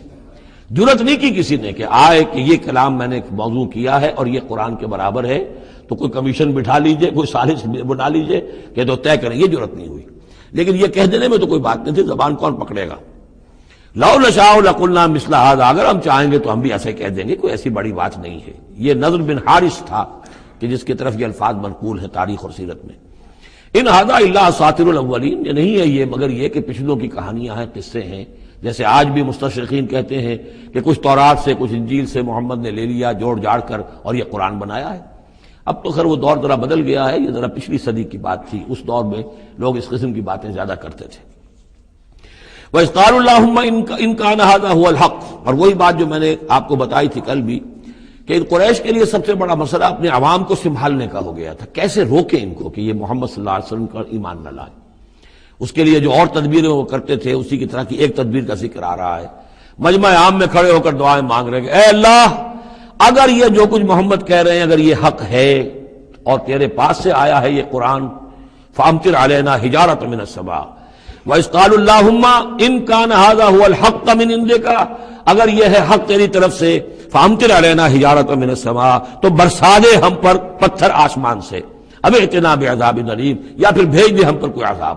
اب عذاب آیا نہیں، دیکھ لو، اس کا مطلب یہ کہ یہ محمد جھوٹے ہیں صلی اللہ علیہ وسلم۔ ہم نے تو کہہ دیا، اللہ کو پکار کر کہہ دیا، ہو سکتا ہے کبھی کعبے کے پردے پکڑ پکڑ کر کہا ہو اسی طریقے سے، تاکہ پورا یقین ہو جائے، کسی درجے میں بھی ہمارے عوام کے اندر کوئی وسوسہ، کوئی دغدغہ باقی نہ رہے۔ وَمَا كَانَ اللَّهُ لِيُعَذِّبَهُمْ، اور اللہ تعالیٰ انہیں عذاب نہیں دے سکتا تھا، اللہ کے لیے ممکن نہیں تھا کہ ان پر عذاب بھیجتا، وَأَنْتَ فِيهِمْ، جبکہ ابھی اے محمد آپ ان کے مابین موجود تھے۔ ہجرت سے پہلے معاملہ نہیں ہوا کرتا یہ، اللہ اپنے رسول کو ان کے ساتھی اہل ایمان کو نکال لیتا ہے، اس کے بعد کوئی عذاب اس نوعیت کا آتا ہے جس نوعیت کا وہ عذاب مانگ رہے تھے۔ وَأَنْتَ فِيهِمْ وَمَا كَانَ اللَّهُ مُعَذِّبَهُمْ، اللہ ان کو عذاب دینے والا نہیں تھا، وَهُمْ يَسْتَغْفِرُونَ، جبکہ وہ استغفار بھی کر رہے تھے۔ یعنی اسی مکے میں عوام الناس بھی تو تھے، سادہ لوگ بھی تو تھے، وہ استغفار بھی کرتے تھے، تلبیہ بھی پڑھتے تھے، لبیک اللہم لبیک لبیک اللہم لبیک، یہ بھی تو کرتے تھے، اللہ کو بھی پکارتے تھے۔ تو بڑا گڑبڑ سا معاملہ تھا، جب تک کہ اللہ تعالیٰ یمیز الخبیث من الطیب کر نہ دے اس وقت تک اس طرح کا معاملہ اللہ تعالیٰ کے لیے درست نہیں تھا۔ وَمَا لَهُمْ أَلَّا يُعَذِّبَهُمْ، باقی وہ عذاب کے پورے طور سے مستحق تو ہو چکے ہیں، اور کیا ہے کون سی رکاوٹ ہے ان کے لیے؟ مَا لَهُمْ أَلَّا يُعَذِّبَهُمُ اللَّهُ، کہ اللہ تعالیٰ ان کو عذاب نہ دے، وَهُمْ يَصُدُّونَ عَنِ الْمَسْجِدِ الْحَرَامِ، جبکہ وہ روک رہے ہیں مسجد حرام سے لوگوں کو، وَمَا كَانُوا أَوْلِيَاءَهُ، اور حقیقت میں یہ اس کے متولی نہیں ہے، یہ اس کے مختار نہیں ہے، یہ اس کے ساتھی نہیں ہے۔ ان اولیاءہ الا المتقون، اس اللہ کے گھر کے تو ولی اور اس کے جو اصل مجاور کہہ لیجئے یا متولی کہہ لیجئے، وہ تو ہوں گے متقی لوگ جو اللہ کا تقوی رکھتے ہوں، اللہ کی بندگی کرتے ہوں۔ ولکن اکثرهم لا يعلمون، لیکن ان کی اکثریت علم نہیں رکھتی۔ وما كان صلاتهم عند البيت، اور انہوں نے جو نماز کا حلیہ بگاڑا ہے، نہیں ہے ان کی نماز بیت اللہ کے پاس الا مقام و تصدیہ، سیٹیاں بجاتے ہیں، تالیاں پیٹتے ہیں، یہ ان کی نماز رہ گئی ہے۔ طواف کرتے تھے تو اس میں سب سے اونچا طواف تھا برہنہ طواف، اور نماز جو تھی ان کی وہ یہ تھی، سیٹیاں بجاتے ہوئے۔ جیسے کہ آپ کو معلوم ہے کہ بعض علاقوں میں مسجدوں کے اندر جب وہ میلاد کی محفلیں ہوتی ہیں تو اس کے اندر ڈھول اور ڈھمکا، یہ میں نے سنا ہے کہ خاص طور پر افریقہ کے بعض ممالک میں کام ہوتا ہے۔ یہ اللہ کا شکر ہے اس حد تک کم سے کم یہ کہ بر عظیم پاک و ہند کے اندر جو بھی صورت ہوئی ہے وہ یہ مسجد کے اندر یہ خرافات نہیں ہوئی ہے، باقی باہر ہو رہی ہے جو بھی ہو رہی ہے۔ تو انہوں نے نماز کی بھی شکل یہ بنا دی تھی۔ فذوقوا العذاب بما کنتم تکفرون، تو اب چکھو مزہ عذاب کا اپنے کفر کی پاداش میں۔ ان الذین کفروا ينفقون اموالهم لیصدوا عن سبیل اللہ، ظاہر بات ہے یہ لشکر آیا تھا تو اس کے لیے بھی تو لاؤ لشکر تیار کرنا پڑا تھا نا، ساز و سامان، 900 اونٹ، 1000 آدمیوں کے لیے راشن بھی چاہیے تھا، مکے سے چل کے مدینے تک آنا ہے، جنگ میں رہنا ہے، تو یہ 10 اونٹ روزانہ جو ہے ذبح ہو رہے تھے اس فوج کے لیے۔ تو یہ سارا جو انفاق کیا ہے کچھ لوگوں نے کیا ہے نا، جو باطل کے لیے انفاق کر رہے تھے، شیطان کے لیے، وہ حزب الشیطان جو ہے، آخر وہ بھی تو مجاہد تھے، وہ مجاہد تھے فی سبیل الشیطان، فی سبیل الشرک۔ تو جو خرچ کر رہے ہیں اپنے مال لیصدوا عن سبیل اللہ، تاکہ لوگوں کو روک سکیں اللہ کے راستے سے، فسینفقونھا، وہ اور بھی خرچ کریں گے، ابھی انہیں اور بڑے لشکر تیار کرنے پڑیں گے۔ ثم تکون علیہم حسرۃ، پھر یہ سب ان کے لیے ایک حسرت بن جائے گی۔ سب کچھ مال بھی ہم نے لگا دیا، ساری جانیں ہم نے گنوا دی، کچھ نہ ہوا، محمد کا بال بیکا نہ کر سکے صلی اللہ علیہ وسلم۔ اللہ کا دین تو جا الحق وزهق الباطل ان الباطل کان زہوقا، ایک وقت آئے گا کہ اللہ کا دین جو ہے غالب ہو جائے گا۔ ثم یغلبون، پھر وہ مغلوب ہو کر رہیں گے، والذین کفروا الی جہنم یحشرون، اور جو ان میں سے کافر ہوں گے، جو اس وقت ایمان لے آئیں گے اللہ تعالیٰ ان کو معاف فرما دے گا، اور جو کفر پر اڑے رہیں گے وہ جہنم کی طرف گھیر کر لے جائے جائیں گے۔ لیمیز اللہ الخبیث من الطیب، یہ بات جو ہے سورہ آل عمران میں بھی آئی، تاکہ اللہ تعالیٰ پاک کو ناپاک سے علیحدہ کر دے، ممیز کر دے۔ وَيَجْعَلَ الْخَبِيثَ بَعْضَهُ عَلَى بَعْضٍ، اور جو ناپاک ہے اس کو ایک دوسرے کے اوپر سٹیک کرتا چلا جائے، فَيَرْكَمُهُ، اس کا ڈھیر کر دے، جمیعاً، اور ان کو سب کو فیجعلہ فی جہنم، اور سب کو پھر جہنم میں جھونک دے. یعنی یہ کہ یہ پہلے تو یہ سفٹنگ کرنی ہوگی، یہ طیب ہے، یہ خبیث. خبیث کو ایک دوسرے کے اوپر سٹیک کیجئے اور پھر اس کو جہنم میں ایک ہی مرتبہ دھکا دے دیجئے. لیمیز اللہ الخبیث من الطیب ویجعل الخبیث بعضہ علی بعض فیرکمہ جمیعا فیجعلہ فی جہنم اولئک هم الخاسرون. یقیناً یہی لوگ ہیں خسارے پانے والے. قل للذین کفروا ان ینتہوا یغفر لهم ما قد سلف. اعلان کر دیجئے محمد صلی اللہ علیہ وسلم ان کافروں کے سامنے، اب بھی اگر باز آ جائیں تو جو کچھ ہو چکا ہے وہ معاف کر دیا جائے گا. اب بھی موقع ہے، اب بھی ایمان لے آؤ. یعودو، اور اگر وہ ارادہ کریں گے دوبارہ یہی کچھ کریں گے، فقط بدت سنت الاولین، تو پچھلوں کی بھی داستانیں گزر چکی ہیں، ان کی جو بھی کچھ ان پر ہوا ہے وہ سب کو معلوم ہے. اب ظاہر بات ہے کہ وہ مکی قرآن تو نازل ہو چکا تھا، سورہ اعراف بھی نازل ہو چکی، سورہ انعام بھی نازل ہو چکی. جو کچھ ہوا ہے قوم ہود کے ساتھ، قوم صالح کے ساتھ، قوم شعیب کے ساتھ، اس ساری داستانیں تو تھی. فقط مدد سنت الاولین، اگلوں کا جو طریقہ اور راستہ تھا وہ تو گزر چکا ہے، وہ سب کے سامنے آ چکا ہے. وَقَاتِلُوهُمْ حَتَّى لَا تَكُونَ فِتْنَةٌ وَيَكُونَ الدِّينُ كُلُّهُ لِلَّهِ. یہ سورہ بقرہ میں بھی آیت آئی تھی اور اب آئی ہے اضافی شان کے ساتھ. یعنی اے مسلمانوں، اب تمہاری یہ دعوت و تحریک جو ہے یہ اس مرحلے میں داخل ہو گئی، آرمڈ کانفلکٹ. اب یہ 15 برس کے بعد حضور نے جب دعوت کا آغاز کیا ہے مکے میں، اس کے بعد سے 15 برس گزر چکے. اب وہ دعوت، تنظیم، تربیت، صبر محض کا دور ختم ہوا، پیسو ریزسٹنس کا دور ختم ہوا. اب ایکٹیو ریزسٹنس کی محمد نے صلی اللہ علیہ وسلم اقدام کیا، اور اقدام کے نتیجے میں آخری اور چھٹا مرحلہ آ گیا، یعنی آرم کانفلکٹ. اب تلوار سے ٹکرا چکی. اب تمہاری تلواریں نیام میں نہیں جائیں گی جب تک کام مکمل نہ ہو جائے. اور کام کی تکمیل کیا ہے؟ فتنہ بالکل ختم ہو جائے. وَقَاتِلُوهُمْ حَتَّى لَا تَكُونَ فِتْنَةٌ. فتنہ وہ کیفیت ہے کہ جس میں ایمان پر قائم رہنا، ایمان پر عمل کرنا مشکل ہو جائے. جب باطل کا غلبہ ہے تو ایک بندہ مومن کے لیے ایمان پر پوری طریقے سے کاربند ہونا مشکل ہے. لہذا اس صورتحال کو ختم کرو، یعنی اب دین کا غلبہ ہو جائے. حَتَّى لَا تَكُونَ فِتْنَةٌ وَيَكُونَ الدِّينُ كُلُّهُ لِلَّهِ. دین بھی جزوی نہیں، کل کا کل دین اللہ ہی کے تابع آ جائے. فَإِنِ انتَهَوْا فَإِنَّ اللَّهَ بِمَا يَعْمَلُونَ بَصِيرٌ. پھر اگر وہ باز آ جائے تو جو کچھ وہ کر رہے ہیں اللہ اسے دیکھ رہا ہے. وَإِن تَوَلَّوْا، اور اگر پیٹھ موڑ لیں، وَاعْلَمُوا، تو اے مسلمانوں تم یہ جان لو، أَنَّ اللَّهَ مَوْلَاكُمْ، اللہ تمہارا مولا ہے، تمہارا ولی ہے، ساتھی ہے، مددگار ہے، پشت پناہ ہے. نعم المولا ونعم النصیر. کیا ہی اچھا ہے وہ حمایتی اور کیا ہی خوب ہے وہ مددگار. وَاعْلَمُوا أَنَّمَا غَنِمْتُم مِّن شَيْءٍ فَأَنَّ لِلَّهِ خُمُسَهُ وَلِلرَّسُولِ وَلِذِي الْقُرْبَىٰ وَالْيَتَامَىٰ وَالْمَسَاكِينِ وَابْنِ السَّبِيلِ إِن كُنتُمْ آمَنتُم بِاللَّهِ وَمَا أَنزَلْنَا عَلَىٰ عَبْدِنَا يَوْمَ الْفُرْقَانِ يَوْمَ الْتَقَى الْجَمْعَانِ وَاللَّهُ عَلَىٰ كُلِّ شَيْءٍ قَدِيرٌ. صدق اللہ العظیم. اب یہاں وہ مال غنیمت کا حکم بیان ہو رہا ہے.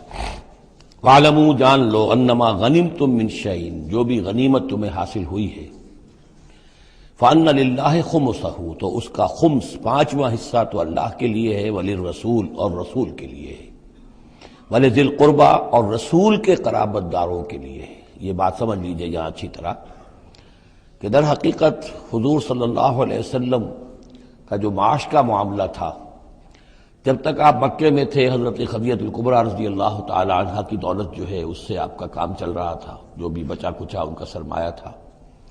مدینے میں آ کر ظاہر بات ہے کہ اب آپ کے پاس اپنا کوئی ذریعہ معاش نہیں تھا، نہ آپ کوئی تجارت کرتے تھے. تو اب آپ کے اخراجات، اور پھر یہ کہ آپ کے بھی قرابت دار ہیں، آپ کی ازواج مطہرات ہیں، ان کے اخراجات کہاں سے آئیں گے؟ تو مال غنیمت میں سے خمس جو ہے وہ اس کام کے لیے رکھ لیا گیا. گویا وہ بیت المال کا حصہ ہوگا، اور بیت المال ہی کفالت کرے گا حضور کی بھی اور حضور کے قرابت داروں کی بھی. اس کے علاوہ اس بیت المال میں یتامى والمساکین وابن السبیل، اس میں حصہ ہوگا یتیموں کے لیے بھی اور مساکین اور محتاجوں کے لیے بھی اور مسافروں کے لیے بھی. یہ گویا کہ 5واں حصہ مال غنیمت کا تو ہو گیا، سرکار سمجھ لیجیے سرکاری ہو گیا. لیکن اس سرکار میں سب سے بڑا خرچ جو ہے وہ در حقیقت محمد رسول اللہ صلی اللہ علیہ وسلم کے ذاتی، آپ کے اخراجات، آپ کے ازواج مطہرات کا نفقہ، آپ کے قرابت داروں کا ذوی القربیٰ، جس میں آپ کو بھی تو ظاہر بات ہے کہ کچھ نہ کچھ صلہ رحمی آپ فرماتے تھے، تو اس کے لیے، اور یہ کہ یتیموں اور مساکین کے لیے وابن السبیل۔ ان کنتم آمنتم باللہ، اگر تم ایمان رکھتے ہو اللہ پر، وما انزلنا علی عبدنا، اور اس شے پر جو ہم نے نازل کی اپنے بندے پر، یوم الفرقان، فیصلے کے دن، یعنی جو شے نازل کی وہ ہے غیبی امداد، نصرت غیبی، جو فرشتے آئے۔ ظاہر بات ہے کہ وہ ایک انسین جو ہے غیب کا معاملہ ہے، فرشتوں کو دیکھا تو کسی نے نہیں، تو جیسے وحی آتی تھی حضرت جبرائیل لے کر آتے تھے تو اس پر ایمان رکھتے ہو کہ یہ قرآن جو ہے اللہ کی طرف سے ہے، ایسے ہی تمہیں یقین ہونا چاہیے کہ اللہ تعالیٰ نے اپنا وہ وعدہ پورا فرمایا اور اللہ تعالیٰ نے فرشتے بھیجے۔ تو اگر تمہیں وہ یقین ہے تو پھر تم اس حکم کو پورے طور پر یوں سمجھیے کہ دلی طور پر اس کو قبول کرو، خوش دلی کے ساتھ پوری طریقے سے، کہ خمس جو ہے وہ تو اللہ اور اس کے رسول کا، بیت المال کا۔ بقیہ کے بارے میں حضور نے فرما دیا کہ 4/5 جو ہے یہ اب تقسیم ہو جائے گا مجاہدین کے درمیان۔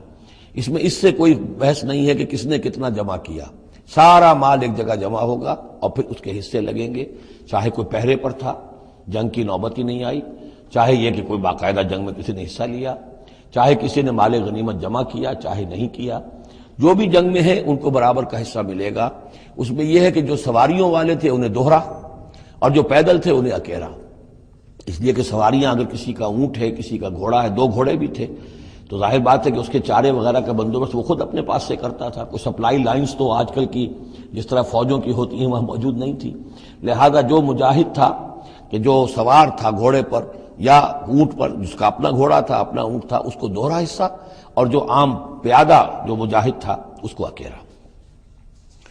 وَاعْلَمُوا أَنَّمَا غَنِمْتُم مِّن شَيْءٍ فَأَنَّ لِلَّهِ خُمُسَهُ وَلِلرَّسُولِ وَلِذِي الْقُرْبَىٰ وَالْيَتَامَىٰ وَالْمَسَاكِينِ وَابْنِ السَّبِيلِ إِن كُنتُمْ آمَنتُم بِاللَّهِ وَمَا أَنزَلْنَا عَلَىٰ عَبْدِنَا يَوْمَ الْفُرْقَانِ يَوْمَ الْتَقَى الْجَمْعَانِ، اس فرقان والے دن، فیصلے کے دن، جس دن کی 2 فوجیں بھڑ گئی تھیں۔ واللہ علی کل شیء قدیر، اور اللہ تعالیٰ ہر چیز پر قادر ہے۔ اذ انتم بالعدوۃ الدنیا وہم بالعدوۃ القصویٰ، اصل میں یہ جو وادی ہے جس میں بدر واقع ہوا ہے، یہ ایک گھاٹی سی ہے جو دونوں کناروں کے اوپر تو بہت تنگ ہے لیکن درمیان میں بہت کھل کر میدان بن جاتا ہے۔ اس کا ایک سرا جو ہے وہ شمال کی طرف نکل جاتا ہے اور وہ جا رہا ہے شام کی طرف، ایک سرا جنوب کی طرف ہے اور وہ جاتا ہے مکے کی طرف، ایک مشرق کی طرف آتا ہے کہ جو مدینے کی طرف آ رہا ہے، اور اکثر و بیشتر جو پہلے حاجی جاتے تھے وہ اسی راستے پر تھے، یہی راستہ تھا۔ اب تو جو نیا طریق الہجرہ بڑی اعلیٰ سڑک بن گئی ہے تو لوگوں کو ان مقامات سے گزرنے کا موقع نہیں ملتا، ورنہ بدر سے ہو کر ہی راستہ گزرتا تھا۔ تو ایسا ہوا ہے کہ اللہ تعالیٰ کی طرف سے ایسی اسکیم بن گئی، تدبیر ایسی ہو گئی کہ عین بر وقت پہنچے۔ وہ جو مدینے والا سرا تھا جو قریب تھا مدینے کے اس وادی کا، اس پر حضور پہنچے، اور عین اسی وقت جو دور والا سرا تھا، وہ گھاٹی جہاں پہ ختم ہو رہی تھی جنوب کی طرف، وہاں وہ قریش بھی پہنچ گئے بر وقت۔ جب تم تھے ورلے کنارے پر اور وہ تھے پرلے کنارے پر، اذ انتم بالعدوۃ الدنیا، دنیا ادنا کا مؤنث ہے قریب تر، وہم بالعدوۃ القصویٰ، اور وہ تھے پرلے کنارے پر، والرکب اسفل منکم، اور وہ جو قافلہ تھا وہ تم سے نیچے تھا، نیچے ہو کر گزر گیا تھا، یعنی اس کے بعد پہاڑوں کی ایک رینج تھی اور اس کے بعد پھر تہامہ کا میدان تھا۔ تو ابو سفیان نے یہ کیا تھا کہ قافلے کو لے کر اس بدر کی گھاٹی میں داخل ہی نہیں ہوئے، ادھر سے تو وہ پیغام بھی بھیج دیا تاکہ فوج ادھر سے آئے، تاکہ مسلمانوں کی توجہ بھی ہو تو فوج کی طرف ہو جائے، اور اسی میں وہ داؤ لگا کر اپنے قافلے کو بچا کر نکال کر لے جائیں، اور وہ تہامہ میں ساحل کے ساتھ ساتھ ہو کر نکل بھی گئے۔ وَلَوْ تَوَاعَدتُّمْ لَاخْتَلَفْتُمْ فِي الْمِيعَادِ، اور اگر تم لوگوں نے آپس میں معاہدہ کیا ہوتا کہ فلاں وقت پر ہمیں پہنچنا ہے، ہو سکتا ہے کہ تم ایک ساتھ نہ پہنچ سکتے، اختلاف ہو جاتا، جیسے اپوائنٹمنٹ ہوتی ہے فلاں وقت پہ میں بھی پہنچوں گا آپ بھی پہنچ جائے تو کچھ نہ کچھ آگے پیچھے ہو جاتا ہے۔ تو اگر تم طے کر کے بھی آتے تو اتنا نہ ہوتا جتنا کہ ہم نے اپنی مشیت اپنی تدبیر سے کر دیا کہ عین وقت پر تمہیں وہاں پہنچا دیا۔ اس کی وجہ کیا تھی؟ ہم چاہتے تھے کہ یہ ٹکراؤ ہو جائے اور یہ بات واضح ہو جائے کہ جان لیں اہل مکہ کہ اللہ تعالیٰ کی نصرت کس کے ساتھ ہے، اس کے عوام بھی سمجھ لیں۔ وَلَٰكِن لِيَقْضِيَ اللَّهُ أَمْرًا كَانَ مَفْعُولًا، لیکن یہ سب کچھ لیے ہوا تاکہ اللہ تعالیٰ طے کر دے وہ شے، فیصلہ کر دے کہ جو ہو کر رہنی ہے، كَانَ مَفْعُولًا لِيَهْلِكَ مَنْ هَلَكَ عَنْ بَيِّنَةٍ، تاکہ اب جسے ہلاک ہونا ہے وہ ہلاک ہو بات کے واضح ہو جانے کے بعد۔ اب بھی عوام کی اگر آنکھیں نہیں کھلتی تو پھر گویا کہ وہ پھر مورد الزام خود ہے۔ اب ان کے سرداروں نے جو کچھ ان کی مت ماری تھی، اب آ کر اس موقع کے بعد ان کی آنکھیں کھل جانی چاہیے۔ اب بھی اگر کوئی ہلاک ہوتا ہے تو بات کے واضح ہونے کے بعد ہلاک ہو۔ لِيَهْلِكَ مَنْ هَلَكَ عَنْ بَيِّنَةٍ وَيَحْيَىٰ مَنْ حَيَّ عَنْ بَيِّنَةٍ، اور جسے جینا ہے، جس کی زندگی ہے روحانی زندگی، اور جو سیدھے راستے پر آنا چاہتا ہے وہ بھی اس بینہ کی بنا پر وہ سیدھے راستے پر آ جائے اور حیات معنوی حاصل کر لے۔ وَإِنَّ اللَّهَ سَمِيعٌ عَلِيمٌ، اور یقیناً اللہ سب کچھ سننے والا اور جاننے والا ہے۔ اِذْ يُرِيكَهُمُ اللَّهُ فِي مَنَامِكَ قَلِيلًا، جبکہ اللہ تعالیٰ آپ کو دکھا رہا تھا اے نبی ان کو آپ کی نیند میں کم۔ حضور نے خواب میں دیکھا کہ کوئی بڑی طاقت نہیں ہے، بڑی تھوڑی سی جمعیت ہے قریش کی جو آئی ہے، حالانکہ 1000 کا لشکر تھا۔ وَلَوْ أَرَاكَهُمْ كَثِيرًا، اور اگر آپ کو دکھایا ہوتا کہ وہ بڑی بڑی تعداد میں آ رہے ہیں، لَفَشِلْتُمْ، اور آپ نے وہ بات بتائی ہوتی صحابہ کرام کو، اپنے ساتھیوں کو، تو اے مسلمانوں پھر تم کمزوری دکھاتے، تمہیں ڈھیلے پڑ جاتے۔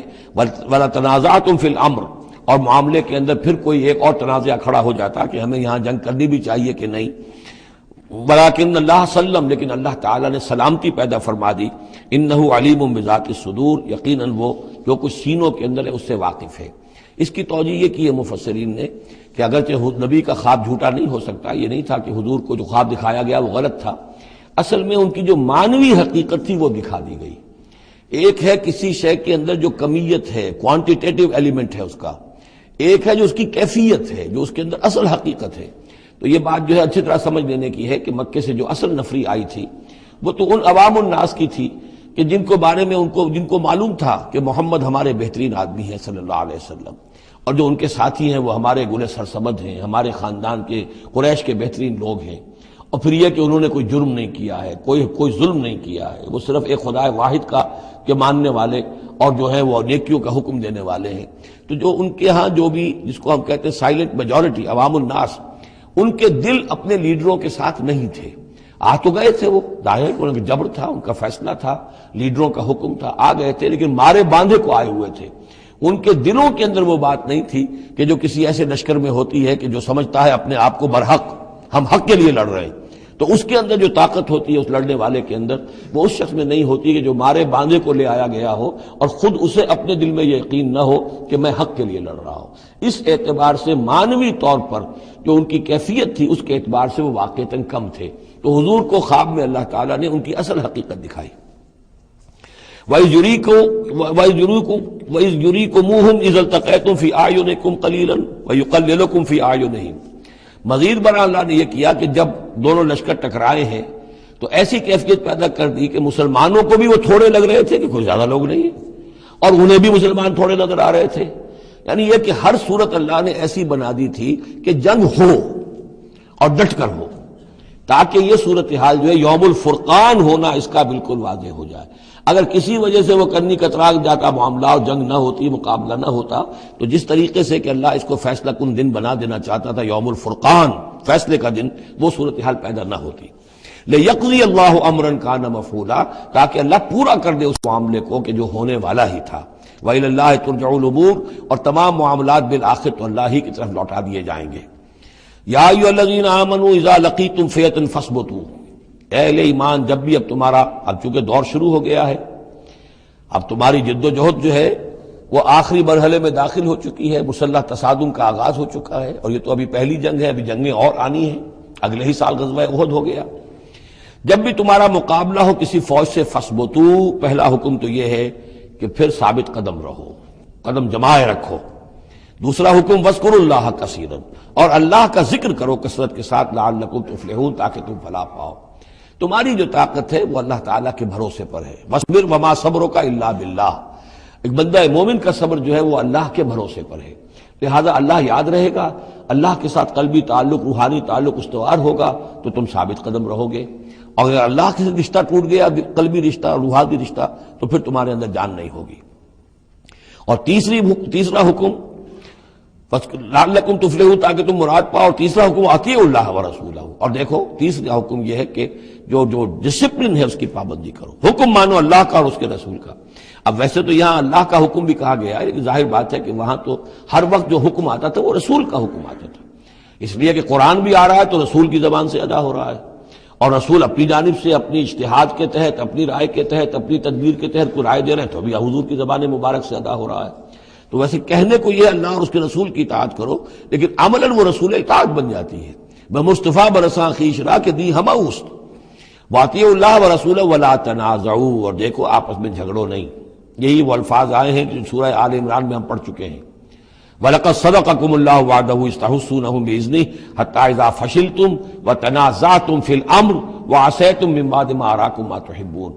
اب یہ 1 سال بعد ہونے والا ہے، یہ 1 سال پہلے ان سے کہا جا رہا ہے نظم کی پابندی کرو، اطاعت رسول پر کاربند رہو، ولا تنازعوا، اختلاف نہ کرو، جھگڑا نہ ڈالو، فتفشلوا، تو تم ڈھیلے پڑ جاؤ گے، وتذهب ريحكم، اور تمہاری ہوا اکھڑ جائے گی، واصبروا، اور ثابت قدم رہو، ان اللہ مع الصابرین، یقیناً اللہ تعالیٰ صابروں کے ساتھ ہے. اللہ کی نصرت، تائید اہل صبر کے ساتھ ہے.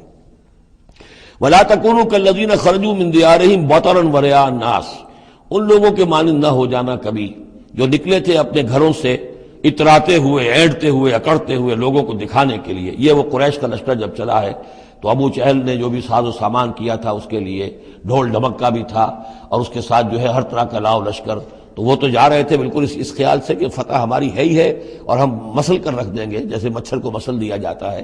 یہ مسلمان ہیں کتنے، وہ جو ہے خوب اپنے شان و شوکت کا مظاہرہ کرتے ہوئے جا رہے تھے. وَيَصُدُّونَ عَن سَبِيلِ اللَّهِ، اور حقیقت کیا تھی کہ اللہ کے راستے سے روک رہے تھے. وَاللَّهُ بِمَا يَعْمَلُونَ مُحِيطٌ، اور جو کچھ وہ کر رہے تھے اللہ اس کا احاطہ کیے ہوئے تھا. اللہ کے قابو سے باہر جانے والی ان کی کوئی تدبیر نہیں تھی. وَإِذْ زَيَّنَ لَهُمُ الشَّيْطَانُ أَعْمَالَهُمْ، اور جب کہ شیطان نے ان کے لیے ان کے اعمال کو مزین کر دیا تھا. وَقَالَ لَا غَالِبَ لَكُمُ الْيَوْمَ، اور اس نے ان کے کان میں یہ پھونک ماری تھی، یہ وسوسہ ڈالا تھا، آج تم پر کوئی غالب نہیں آ سکتا. مکے سے نکلی ہو نفری اور 1000 کی، یہ تو گویا کہ بڑی انہونی سی بات تھی. عرب کے اندر اس طرح کے مواقع بہت کم آتے تھے، تو گویا کہ وہ نے پٹیاں پڑھاتا آ رہا تھا، پھونکے مارتا آ رہا تھا، آپ پر کوئی غالب نہیں آ سکتا. لا غالب لکم اليوم من الناس، کوئی انسانوں میں سے تم پر غالب نہیں آ سکتا. وانی جار لکم، اور میں بھی تمہارے ساتھ ہی ہوں. فلما تراءت الفئتان، اور جب دونوں لشکروں نے ایک دوسرے کو دیکھا، آمنے سامنے ہوئی، نکص علی عقبیہ، تو وہ شیطان اپنی ایڑیوں کے بل پیچھے مڑ گیا، بھاگا. وقال، اور اس نے کہا انی بریء منکم، میں تم سے لا تعلق ہوں، میرا تم سے کوئی تعلق نہیں. انی ارا ما لا ترون، میں وہ کچھ دیکھ رہا ہوں جو تم نہیں دیکھ رہے. فرشتوں کو دیکھنا جو ہے، چونکہ یہ بھی ناری مخلوق ہے، نور اور نار میں بڑا قرب ہے. نوری مخلوق ہے ملائکہ، اور ناری مخلوق ہے جن، اور یہ جن ہے عزازیل، ابلیس. تو اس کو نظر آ گیا فرشتے آ رہے. انی ارا ما لا ترون، میں وہ کچھ دیکھ رہا ہوں جو تم نہیں دیکھ سکتے. انی اخاف اللہ، مجھے اللہ کا خوف ہے. واللہ شدید العقاب، اور اللہ سزا دینے میں بہت سخت ہے. اذ یقول المنافقون والذین فی قلوبہم مرض، اب یہ ایک نقشہ تو یہ تھا کہ جب چلے آ رہے تھے قریش کا لشکر لے کر ابو جہل اور اس کے ساتھی سردار، اور ادھر شیطان بھی ان کو پہلے تو پیٹھ ٹھوکتا ہوا آ رہا ہے، اور عین وقت پر جو ہے وہ ان کو ساتھ چھوڑ کر بھاگا ہے. ادھر جب مدینے کے اندر اب جہاں وہاں سے مسلمان چلے تھے، حضور چلے تھے، تو جو کوئی منافق پیچھے رہ گئے تھے وہ اب باتیں کر رہے تھے. اذ یقول المنافقون والذین فی قلوبہم مرض، جبکہ کہہ رہے تھے وہ منافق لوگ اور وہ لوگ کہ جن کے دلوں میں روگ تھا. غر ہؤلاء دینہم، ان مسلمانوں کو تو ان کے دین نے بالکل دھوکے میں ڈال دیا ہے، مت ماری گئی ہے، دماغ خراب ہو گیا ہے، قریش سے ٹکرانے چلے ہیں، ان کی عقل جواب دے گئی ہے. ہم تو پہلے بھی سمجھتے تھے کہ یہ سفہاء ہیں، بے وقوف ہیں، احمق ہیں، لیکن اب تو معلوم ہوتا ہے کہ سرے سے مت ماری گئی. غر ہؤلاء دینہم، ان کے دین نے ان کی مت مار دی. ومن یتوکل علی اللہ فإن اللہ عزیز حکیم، انہیں کیا پتا کہ جو کوئی توکل کرے اللہ پر تو اللہ تعالیٰ زبردست ہے، حکمت والا. وَلَوْ تَرَىٰ يَتَوَفَّى الَّذِينَ كَفَرُوا الْمَلَائِكَةُ، اور کاش تم دیکھ سکتے جب کہ قبض کرتے ہیں فرشتے ان کافروں کو، ان کی جانوں کو. یضربون وجوہہم، ان کے چہروں پر ضرب لگاتے ہوئے، وادبارہم، اور ان کی پیٹھوں پر. وذوقوا عذاب الحریق، اور کہتے اب چکھو جلنے کا عذاب. ذالک بما قدمت ایدیکم، اور یہ وہ کچھ ہے جو تمہارے اپنے ہاتھوں نے آگے بھیجا ہے. وان اللہ لیس بظلام للعبید، اور یہ کہ اللہ تو ہرگز اپنے بندوں کے حق میں ظالم نہیں ہے، ظلم کرنے والا نہیں ہے. کداب آل فرعون والذین من قبلہم، جیسے کہ معاملہ ہوا آل فرعون کا اور ان کا جو ان سے پہلے تھے. آل فرعون سے پہلے قوم شعیب سے پہلے صدوم اور عمورہ کی بستیاں، ان سے پہلے قوم سمود، ان سے پہلے قوم عاد، ان سے پہلے قوم نوح. یہ ہم سورہ اعراف کے اندر یہ ساری چیزیں پڑھ کر آئے. کذاب آل فرعون والذین من قبلہم کفروا بآیات اللہ، انہوں نے بھی اللہ کی آیات کا کفر کیا. فأخذہم اللہ بذنوبہم، تو اللہ نے پکڑ لیا انہیں ان کے گناہوں کی پاداش میں. ان اللہ قوی شدید العقاب، یقیناً اللہ تعالیٰ قوی ہے، قوت والا ہے، زور آور ہے اور سزا دینے میں سخت ہے. ذالک بأن اللہ لم یکن مغیرا نعمۃ انعمها علی قوم حتی یغیروا ما بانفسہم، یہ اس لیے ہے کہ اللہ تعالیٰ کا یہ طریقہ نہیں ہے کہ کوئی نعمت جو اس نے کسی قوم کو دی ہو اس میں تغیر کر دے جب تک کہ وہ قوم اپنے اندر کی کیفیت کو متغیر نہ کر دے. یعنی یہ ہر قوم جو اٹھی تھی اسی شکل میں اٹھی تھی کہ اللہ تعالیٰ نے ایک نبی بھیجا.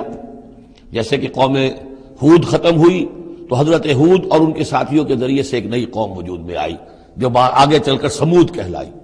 تو یہ لوگ کون تھے؟ یہ لوگ تھے جن کو اللہ نے نعمت دی تھی، انعام دیا تھا، احسان کیا تھا، ایمان انہیں ملا تھا. لیکن جب انہوں نے اپنی اس نعمتوں کو بدل دیا، کفر کی روش پر آ گئے، توحید کی پگڈنڈی چھوڑ کر، توحید کی شاہراہ کو چھوڑ کر شرک کی پگڈنڈیوں پہ مڑ گئے، تو پھر اللہ تعالیٰ کی نعمت بھی تبدیل ہو جاتی ہے. اللہ تعالیٰ نعمت سلب کر لیتا ہے، انعام کی جگہ پر اللہ کا عذاب آ جاتا ہے. ذالک بأن اللہ لم یکن مغیرا نعمۃ انعمها علی قوم حتی یغیروا ما بانفسہم. یہی ہے جو مضمون آگے بھی آئے گا سورہ رعد میں بھی، اور اس کو پھر یہ کہ اردو میں بھی ایک شعر میں لوگوں نے پیش کیا ہے کہ خدا نے آج تک اس قوم کی حالت نہیں بدلی، نہ ہو جس کو خیال آپ اپنی حالت کے بدلنے کا. قوموں کے اپنے اندر کے حالات بدلتے ہیں تو پھر تقدیر بدلتی ہے. صرف خواہش سے، وشفل تھنکنگ سے، امانی سے کوئی بات نہیں ہوا کرتی. اور قوم ظاہر بات ہے کہ افراد پر مشتمل ہوتی ہے.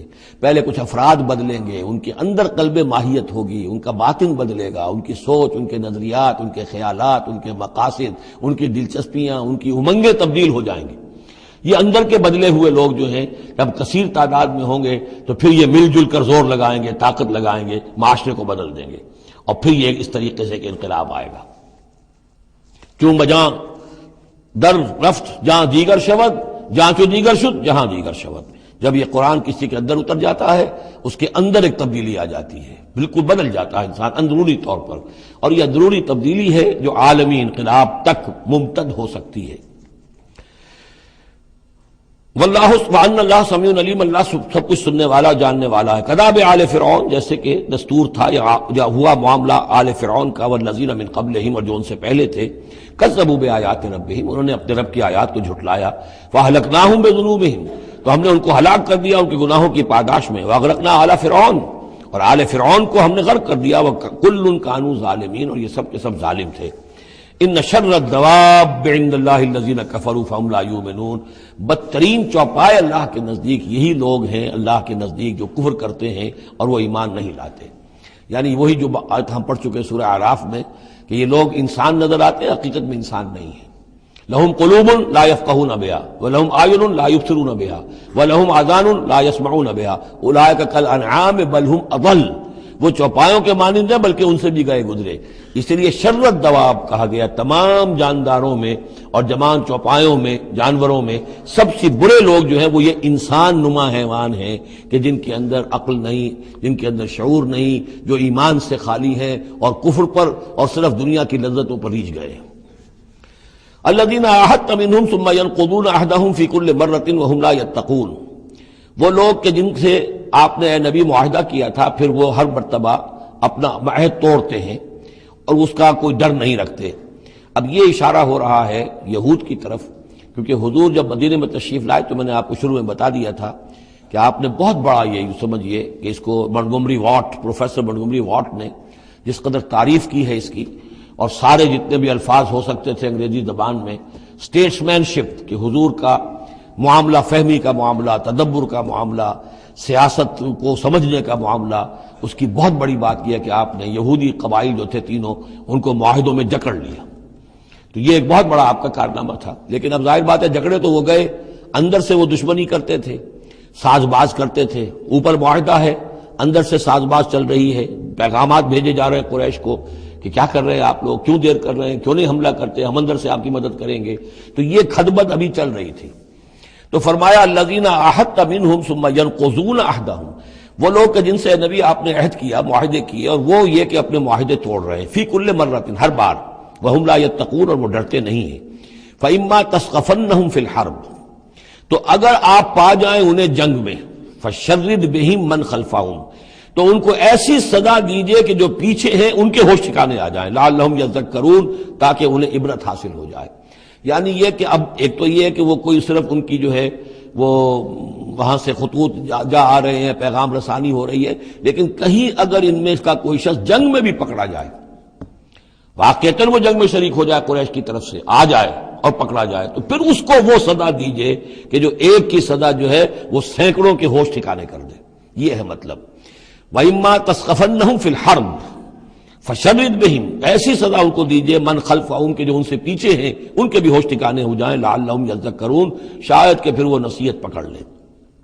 وَإِمَّا تَخَافَنَّ مِنْ قَوْمٍ خِيَانَةً، اور اگر آپ کسی کو قومی سطح پر اندیشہ ہو جائے آپ کو کسی سے کہ وہ خیانت پر اتر آئی ہے، یعنی ایک ہے انڈیویجول ایکٹس، بنو قریظہ کا کوئی شخص ہے جو کام کر رہا ہے، بنو قریظہ کا سردار کہے گا صاحب مجھے کیا معلوم، یہ ایک شخص کا انڈیویجول معاملہ ہے، اس نے کوئی خط لکھ دیا ہوگا قریش کو یا کوئی سلسلہ جرمانی کیا ہوگا، لیکن یہ ہمارا اجتماعی معاملہ نہیں ہے، ہم معاہدے کے پابند ہیں۔ بنو قینقاع کا کوئی شخص اس نے کر دیا، تو اس کے لیے تو پہلا حکم آ گیا، وہ کہیں اگر مل جائے، جنگ میں مل جائے، کیونکہ ویسے تو اسے ہاتھ نہیں لگا سکتے، معاہدہ ہے ان کے ساتھ، تو معاہدہ ہے، اس کو کیا سزا دیں گے، لیکن یہ کہ جنگ میں کہیں آ جائے، اتنی جرأت کر جائے تو پھر اس کو وہ سزا دیجیے گا کہ جو پیچھے بیٹھے ہوئے ہیں، جو ڈورے ہلا رہے ہیں، تارے ہلا رہے ہیں، ان کو بھی ہوش ٹھکانے آ جائے۔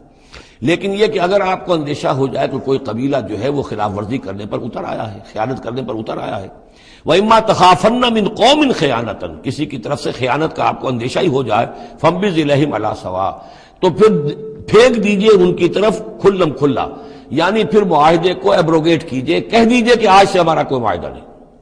یہ نہیں ہے کہ معاہدہ بھی قائم رہے اور آپ ان کے خلاف اقدام بھی کر دیں، یہ صحیح نہیں، اس لیے کہ یہ مقام جو ہے اخلاقی اعتبار سے بھی غلط ہے، اور خاص طور پر آپ کا مقام، مقام نبوت، اس کے اعتبار سے کسی درجے میں بھی نہیں ہے کہ کسی قوم کے ساتھ معاہدہ بھی ہے، آپ کو اندیشہ ہے کہ وہ خیانت کر رہے ہیں، تو آپ کھلم کھلا اعلان کر دیجئے کہ آج سے میرا اور تمہارا کوئی معاہدہ نہیں، پھر اقدام کیجئے۔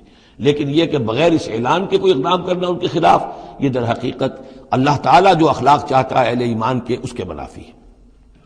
وَإِمَّا تَخَافَنَّ مِنْ قَوْمٍ خِيَانَةً فَانبِذْ إِلَيْهِمْ عَلَىٰ سَوَاءٍ، اصل میں یہی وہ بات تھی جس کے حوالے سے مولانا مودودی مرحوم نے 1948 میں یہ جو جہاد کشمیر اس وقت ہو رہا تھا اس کے بارے میں رائے ظاہر کی تھی کہ ہندوستان کے ساتھ ہمارے سفارتی تعلقات ہیں، بھارت کے ساتھ ہمارا سارا معاملہ معاہدات کے اوپر چل رہا ہے، پھر اگر یہ کہ معاملہ جو ہے دوسری طرف ہم یہ شکل کر رہے ہیں کہ وہاں پر جنگ کا معاملہ کر رہے ہیں، تو یہ غلط ہے، شریعت کی روح سے، قرآن کی روح سے غلط ہے۔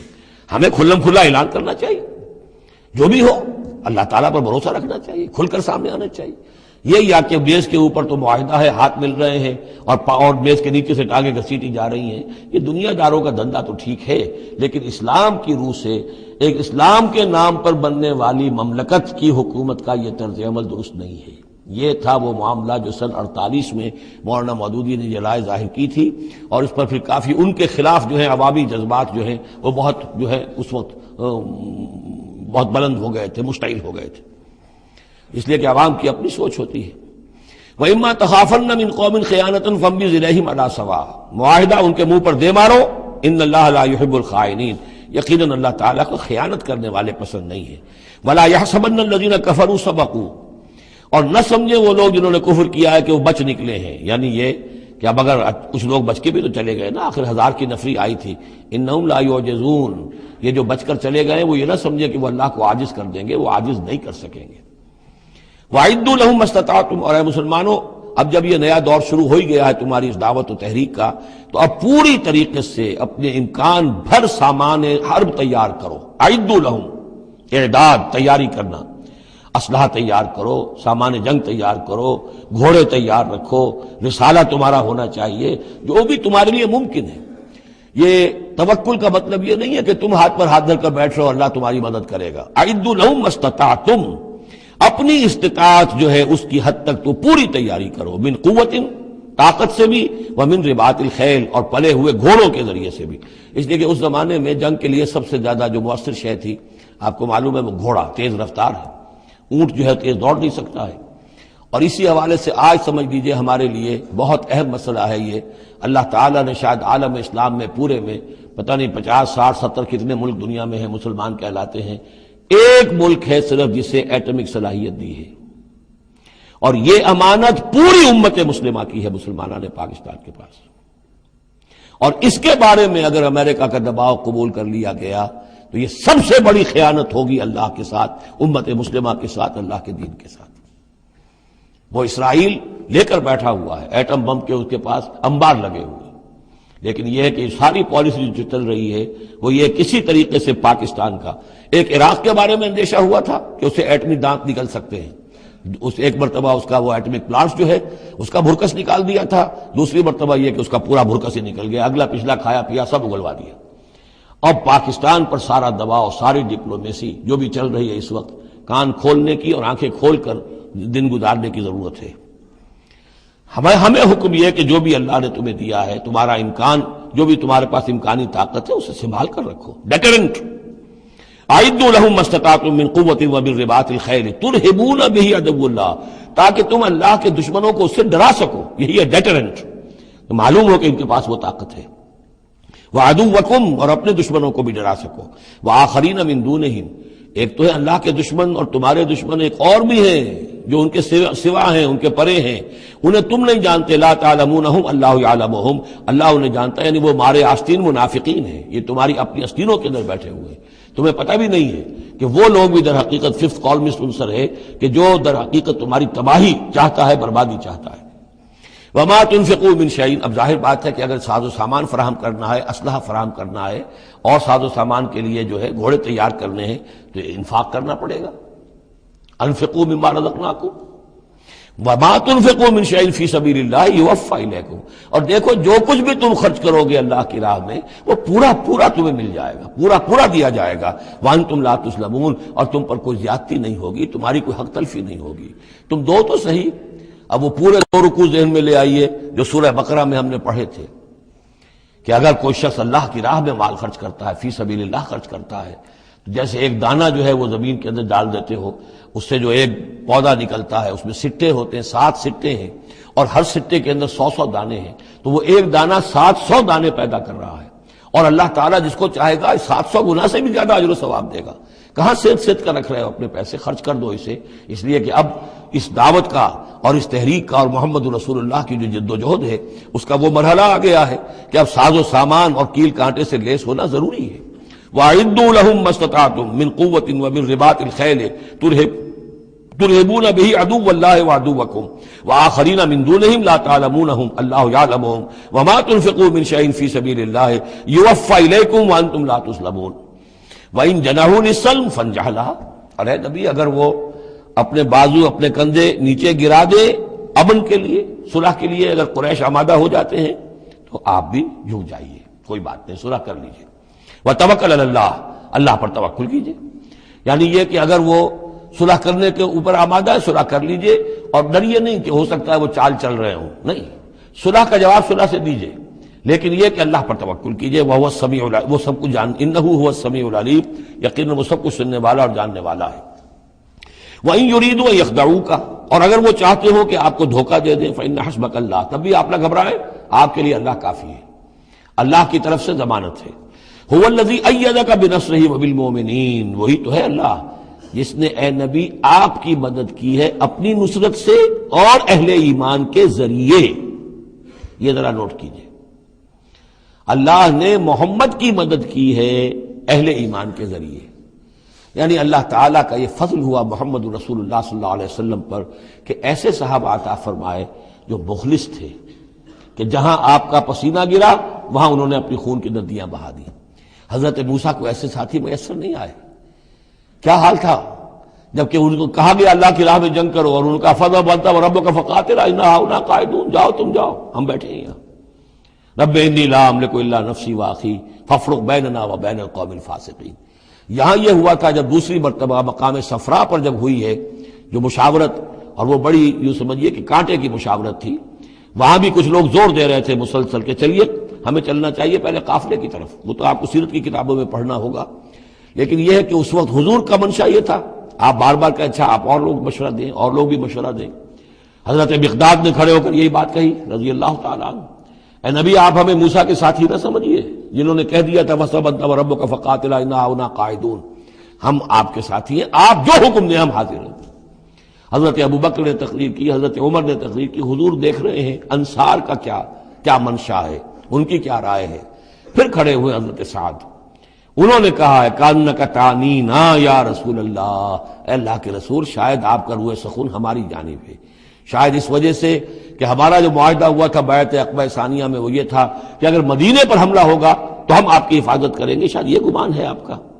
فَإِنَّا آمَنَّا بِكَ وَصَدَّقْنَاكَ، ہم آپ پر ایمان لا چکے، ہم نے آپ کی تصدیق کی، ہم نے آپ کو اللہ کا رسول مانا، اب ہمارے پاس کوئی آپشن نہیں ہے۔ خدا کی قسم اگر آپ اپنا گھوڑا سمندر میں ڈال دیں گے ہم بھی آپ کے پیچھے اپنی سواریاں سمندر میں ڈال دیں گے، اور خدا کی قسم اگر آپ ہمیں کہیں گے ہم اپنی اونٹنیوں کو دبلا کر دیں گے، برق الغماد تک جا پہنچیں گے، یعنی یمن کا شہر ہے برق الغماد، وہاں تک پہنچ جائیں گے چاہے ہماری اونٹنیاں لاغر ہو جائیں۔ اس کے بعد حضور کا چہرہ کھل اٹھا کہ انصار کی طرف سے بھی ان کے ایک رئیس نے یہ بات کہی ہے، پھر آپ نے کہا چلو اب بدر کی طرف۔ تو یہ اللہ تعالیٰ نے گویا کہ حضور کی مدد کی ہے اہل ایمان سے۔ هو الذی ایدک بنصرہ، ایک تو اللہ کی مدد آئی آسمان سے، فرشتے آئے، اور ایک وبالمؤمنین، اور اہل ایمان کے ذریعے سے آپ کی مدد کی ہے۔ من انصاری الی اللہ، کون ہے میرا مددگار اللہ کی راہ میں۔ وَأَلَّفَ بَيْنَ قُلُوبِهِمْ، اور ان اہل ایمان کے دلوں میں اللہ نے محبت پیدا کر دی۔ لَوْ أَنفَقْتَ مَا فِي الْأَرْضِ جَمِيعًا مَا أَلَّفْتَ بَيْنَ قُلُوبِهِمْ، ارے نبی اگر آپ دولت کے ذریعے سے محبت پیدا کرتے کہ لوگوں کو زیادہ زیادہ ان کے دل کی نرمی کے لیے، تالیف قلب کے لیے جو ہے پیسے دیے جائیں، اگر زمین کی ساری دولت بھی آپ خرچ کر دیتے تو ان میں یہ تالیف، یہ الفت پیدا نہیں ہو سکتی تھی۔ وَلَٰكِنَّ اللَّهَ أَلَّفَ بَيْنَهُمْ، یہ تو اللہ تعالیٰ ہی نے ان کے مابین یہ الفت پیدا کر دی ہے۔ یہ ہم سورہ آل عمران میں بھی پڑھ چکے ہیں کہ تمہارا معاملہ جو ہے اذ کنتم اعداء فالف بین قلوبکم فاصبحتم بنعمتہ اخوانا، آیت نمبر 103 ہے سورہ آل عمران کی۔ وکنتم علی شفا حفرۃ من النار فانقذکم منها کذالک یبین اللہ لکم آیاتہ لعلکم تہتدون، تم تو تباہی کے آگ کے گڑھے کے کنارے تک پہنچ چکے تھے۔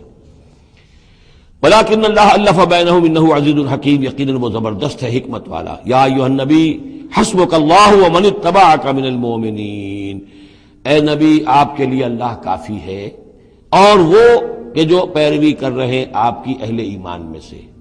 ایک ترجمہ تو اس کا یہ ہوگا، یعنی جو اگر اوپر والی آیت کے ساتھ اس کو جوڑے، ایک یہ بھی ہو سکتا ہے اے نبی اللہ کافی ہے آپ کے لیے بھی، اور جو آپ کی پیروی کرنے والے ہیں مسلمان ان کے لیے بھی، ان کے لیے بھی اللہ کفایت کرتا ہے، ان کی مدد کے لیے، ان کو سہارا دینے کے لیے۔ تو یہ ایسی کنسٹرکشن ہے جملے کی کہ دونوں معنی لیے جا سکتے ہیں۔ یا ایھا النبی حرض المؤمنین علی القتال، اب یہ تحریض کا لفظ پھر آ گیا جو سورہ نساء میں ہم پڑھ چکے ہیں۔ وحرض المؤمنین علی القتال، اے نبی شوق دلائیے، ترغیب دلائیے، ابھاریے، ایمان کے جذبات کو ذرا اپیل کیجئے اہل ایمان کے کہ وہ قتال پر آمادہ ہوں۔ یہ میں آپ کو بتا چکا ہوں کہ اعلان عام اس طریقے کا کہ فرض ہے جنگ میں نکلنا ہر مسلمان کے لیے، یہ صرف تبوک میں ہوا سن 9 میں جا کر۔ پورے 9 برس تک قتال فی سبیل اللہ کے لیے تحریض تھی، ترغیب تھی، اور یہ تحریض گاڑی ہو کر تحریض بن گئی، بس لازم نہیں تھا۔ اسی لیے ہم سورہ نساء میں پڑھ چکے ہیں کہ اس کے باوجود جو اس ترغیب کی وجہ سے آگے بڑھے قتال کے لیے نکلے ان کے اونچے درجات ہیں، لیکن یہ کہ جن لوگوں کو چونکہ فرض عین نہیں کیا گیا تھا لہذا اگر کوئی نہیں نکلے تو ان کے اوپر کوئی مواخذہ نہیں۔ لیکن یہ کہ غزوہ تبوک میں نفیر عام تھی کہ ہر صاحب ایمان کا نکلنا ضروری ہے۔ حرض المؤمنین علی القتال ان یکن منکم 20 صابرون، اگر تم میں سے 20 ہوں گے صبر کرنے والے، یغلبوا 200 تو وہ 200 پر غالب آ جائیں گے۔ وَإِن یکن منکم 100، اور اگر ہوں گے تم میں سے 100، یغلبوا 1000، وہ غالب آ جائیں گے 1000 پر، من الذین کفروا، کافروں میں سے، بأنہم قوم لا یفقہون، اس لیے کہ وہ سمجھ نہیں رکھتے۔ سمجھ سے مراد کیا ہے؟ انہیں اپنے موقف کی حقانیت کا یقین نہیں ہے۔ ایک شخص ہے جو جانتا میں حق پر ہوں، میں حق کے لیے لڑ رہا ہوں، ایک شخص ہے ڈل مل ہے، ایسے ہی لڑ رہا ہے، مارے باندھے کو لڑ رہا ہے، کسی کے کہے سے آ گیا، مرسینری ہے، تنخواہ یافتہ ہے اس لیے آ گیا۔ اب اس میں زمین و آسمان کا فرق ہوگا۔ تو ان لوگوں کو چونکہ وہ شے حاصل نہیں ہے لہذا ان کی حالت کیا ہے کہ اگر آپ 10 ہوں گے 100 پر غالب آ جائیں گے۔ لیکن اس کے بعد جو اگلی آیت آ رہی ہے وہ گویا کہ اس کی کچھ عرصے کے بعد یقیناً نازل ہوگی جو یہاں شامل کر دی گئی۔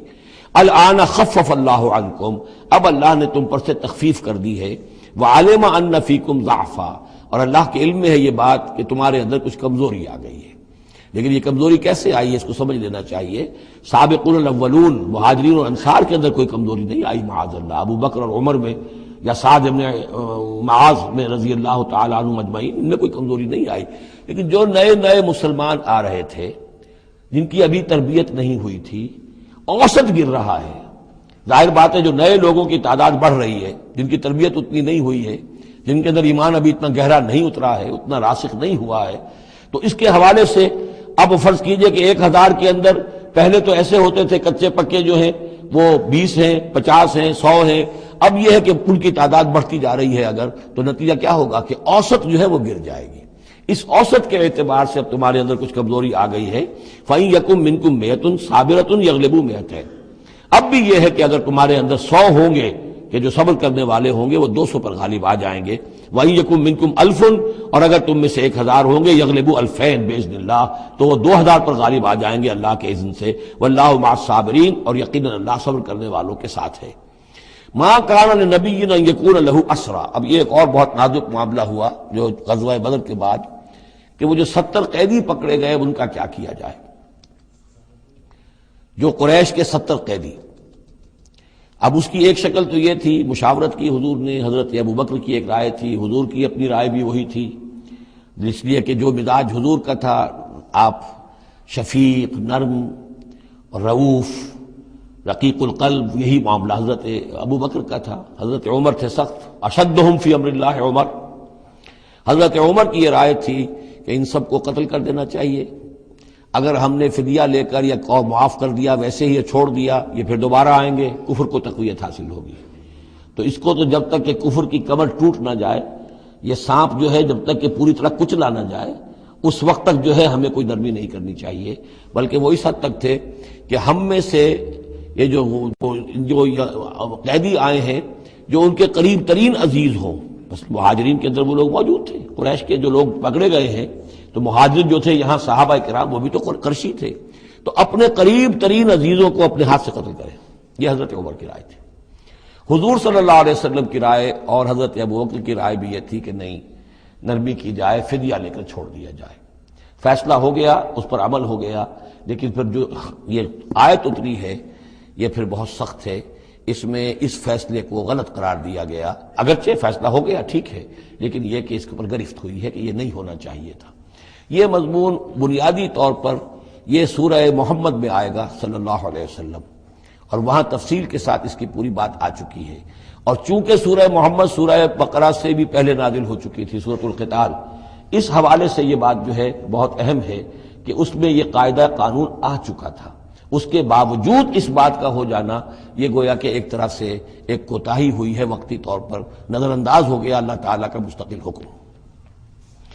ما کان لنبی ان یکون لہ اسریٰ، کسی نبی کے لیے یہ جائز نہیں ہے کہ اس کے پاس قیدی ہوں، حتی یسخن فی الارض، جب تک کہ زمین کے اندر خوب خوریزی نہ ہو لے، یعنی باطل کی کمر نہ توڑی جا چکی ہو، اس وقت تک قیدی رکھنا۔ قیدی رکھنے کا مطلب یہ کہ وہ زندہ رہیں گے، آج نہیں تو کل انہیں چھوڑنا پڑے گا، آپ چھوڑیں گے ان کو، وہ پھر کفر کی تقویت کا باعث بنیں گے۔ تريدون عرض الدنیا، تم دنیا کا ساز و سامان چاہتے ہو، یعنی فدیہ ملے گا، مال ملے گا۔ اب یہ ظاہر بات ہے کہ نہ حضور کی یہ نیت ہو سکتی تھی معاذ اللہ، اور نہ حضرت ابو بکر کی، لیکن اللہ تعالیٰ کا معاملہ ہے، جب وہ اپنے نبیوں کے اوپر بھی کبھی گرفت کرتا ہے تو بظاہر الفاظ بڑے سخت ہوتے ہیں، بظاہر بڑے سخت ہوتے ہیں، تو اس کے اندر وہ سختی موجود ہے۔ ظاہر بات ہے کہ یہ بات نہ حضور کے لیے نہ حضرت ابو بکر کے لیے۔ تريدون عرض الدنیا، تم دنیا کا سامان چاہتے ہو، واللہ یرید الآخرہ، اللہ کے پیش نظر آخرت ہے۔ سورہ محمد کی آیت نمبر 4 میں یہ پورا قانون آئے گا، ہم وہاں پڑھ لیں گے۔ واللہ عزیز الحکیم، اور اللہ تعالی عزیز اور حکیم ہے۔ لولا کتاب من اللہ سبقہ، اگر نہ ہوتی بات اللہ کی طرف سے جو پہلے سے آ چکی تھی، یعنی سورہ محمد کی آیت نمبر 4، اس میں ایک امکان نکلتا تھا اس کی تعبیر کا، اگرچہ تعبیر کے اندر میرے نزدیک غلطی ہوئی ہے، لیکن پھر بھی ایک اس کے اندر امکان موجود تھا جس کو کہ استعمال کیا ہے محمد الرسول اللہ صلی اللہ علیہ وسلم سے. لولا کتاب من اللہ سبقا، اگر یہ اللہ تعالیٰ کی طرف سے بات پہلے سے طے نہ ہو چکی ہوتی، لمسکم فیما اخذتم عذاب عظیم، تو جو کچھ تم نے یہ فدیہ وغیرہ لیا ہے اس پر تم پر بڑا سخت عذاب آتا. قانون ہم سورہ محمد میں پڑھیں گے کہ وہ کیا تھا، اور اس کی انٹرپریٹیشن کے اندر یہاں حضور نے کس جگہ سے گنجائش نکالی. دیکھیے ہوتا یہ ہے کہ آپ کا رجحان نرمی کا ہے تو آپ ایک ہی بات کے اندر سے نرم پہلو نکال لیں گے. جیسے کہ میں نے عرض کیا تھا کہ جو لوگ کے سنتے ہیں الذین یستمعون القول فیتبعون احسن، وہ لوگ کہ جو کسی بات کو سن کر پھر پیروی کرتے ہیں اس میں سے بہترین کی، جو بھی اس میں اعلیٰ ترین درجہ ہے اس تک پہنچنے کی کوشش کرتے ہیں. لیکن طبیعت کے اندر اگر نرمی تھی تو اس نرمی کی وجہ سے حضور نے اس کے اندر ایک اپنے لیے گنجائش نکال لی. لیکن چونکہ اس آیت کے اندر وہ گنجائش واقعتاً موجود ہے، لہذا فرمایا اگر وہ نہ ہوا ہوتا، لولا کتاب من اللہ سبقا، اگر وہ آیت پہلے نازل نہ ہو چکی ہوتی، لمسکم فیما اخذتم عذاب عظیم، تو تم پر جو بھی تم نے لیا ہے یہ فدیہ وغیرہ اس پر تم پر بڑی سخت پکڑ ہوتی اور عذاب آتا. روایات میں آتا ہے کہ حضور بھی اور حضرت ابوبکر بھی دونوں پھر اس آیت کے نزول کے بعد روتے رہے ہیں کہ ہم سے یہ خطا ہوئی ہے. بہرحال خطا اجتہادی ہے، کوئی غلط اس طرح کی نہیں ہے کہ کسی صریح حکم کی خلاف ورزی کی گئی ہو. وہ یہ ہے کہ جو بھی اس میں رعایت رکھی گئی تھی اس کو آپ نے اپنے اجتہاد سے اس کے اندر سے جو بھی نرمی کا پہلو تھا وہ نکال دیا. فَكُلُوا مِمَّا غَنِمْتُمْ حَلَالًا طَيِّبًا، تو اب کھاؤ جو تمہیں ملا ہے غنیمت. غنیمت میں وہ بھی ہے جو عین جنگ کے موقع پر مال غنیمت ملا، اور جو فدیہ اب مل رہا ہے وہ بھی غنیمت ہے. حلالا طیبا، کھاؤ اس میں کوئی اب تمہیں ہچکچاہٹ نہ ہو، حلال اور طیب ستھرا. واتقوا اللہ، اللہ کا تقوی اختیار کرو. ان اللہ غفور الرحیم، یقیناً اللہ تعالیٰ بخشنے والا رحم فرمانے والا ہے. یا ایھا النبی قل لمن فی ایدیکم من الاسریٰ، اے نبی کہہ دیجئے ان لوگوں سے جو آپ کے قبضے میں ہیں قیدی. اب قیدیوں میں جان لیجئے حضرت عباس ابن عبد المطلب بھی تھے رضی اللہ عنہ، جو حضور کے چچا تھے. گمان غالب یہ ہے کہ وہ ایمان تو لا چکے تھے، اپنے ایمان کا اعلان نہیں کیا تھا، لہذا جنگ میں کفار کے ساتھ ہو کر آئے تھے، وہ بھی گرفتار تھے. اور بھی کچھ لوگ تھے کہ جن کے بارے میں حضور جانتے تھے کہ یہ لوگ جو ہے اپنی دلی خواہش سے نہیں آئے ہیں، بلکہ یہ کہ اپنے سرداروں کے دباؤ کی وجہ سے آئے ہیں. لیکن قانون تو قانون ہے. تو اس طریقے کا معاملہ جب ہوا ہے، اور پھر حضور کے اپنے اقدامات، وہ قیدی ہیں ابو العاص، ان کی بڑی صاحبزادی زینب رضی اللہ تعالی عنہا نے پھر ان کے لیے اپنا وہ ہار بھیجا ہے جو حضرت خدیجہ نے انہیں شادی کے موقع پر دیا تھا.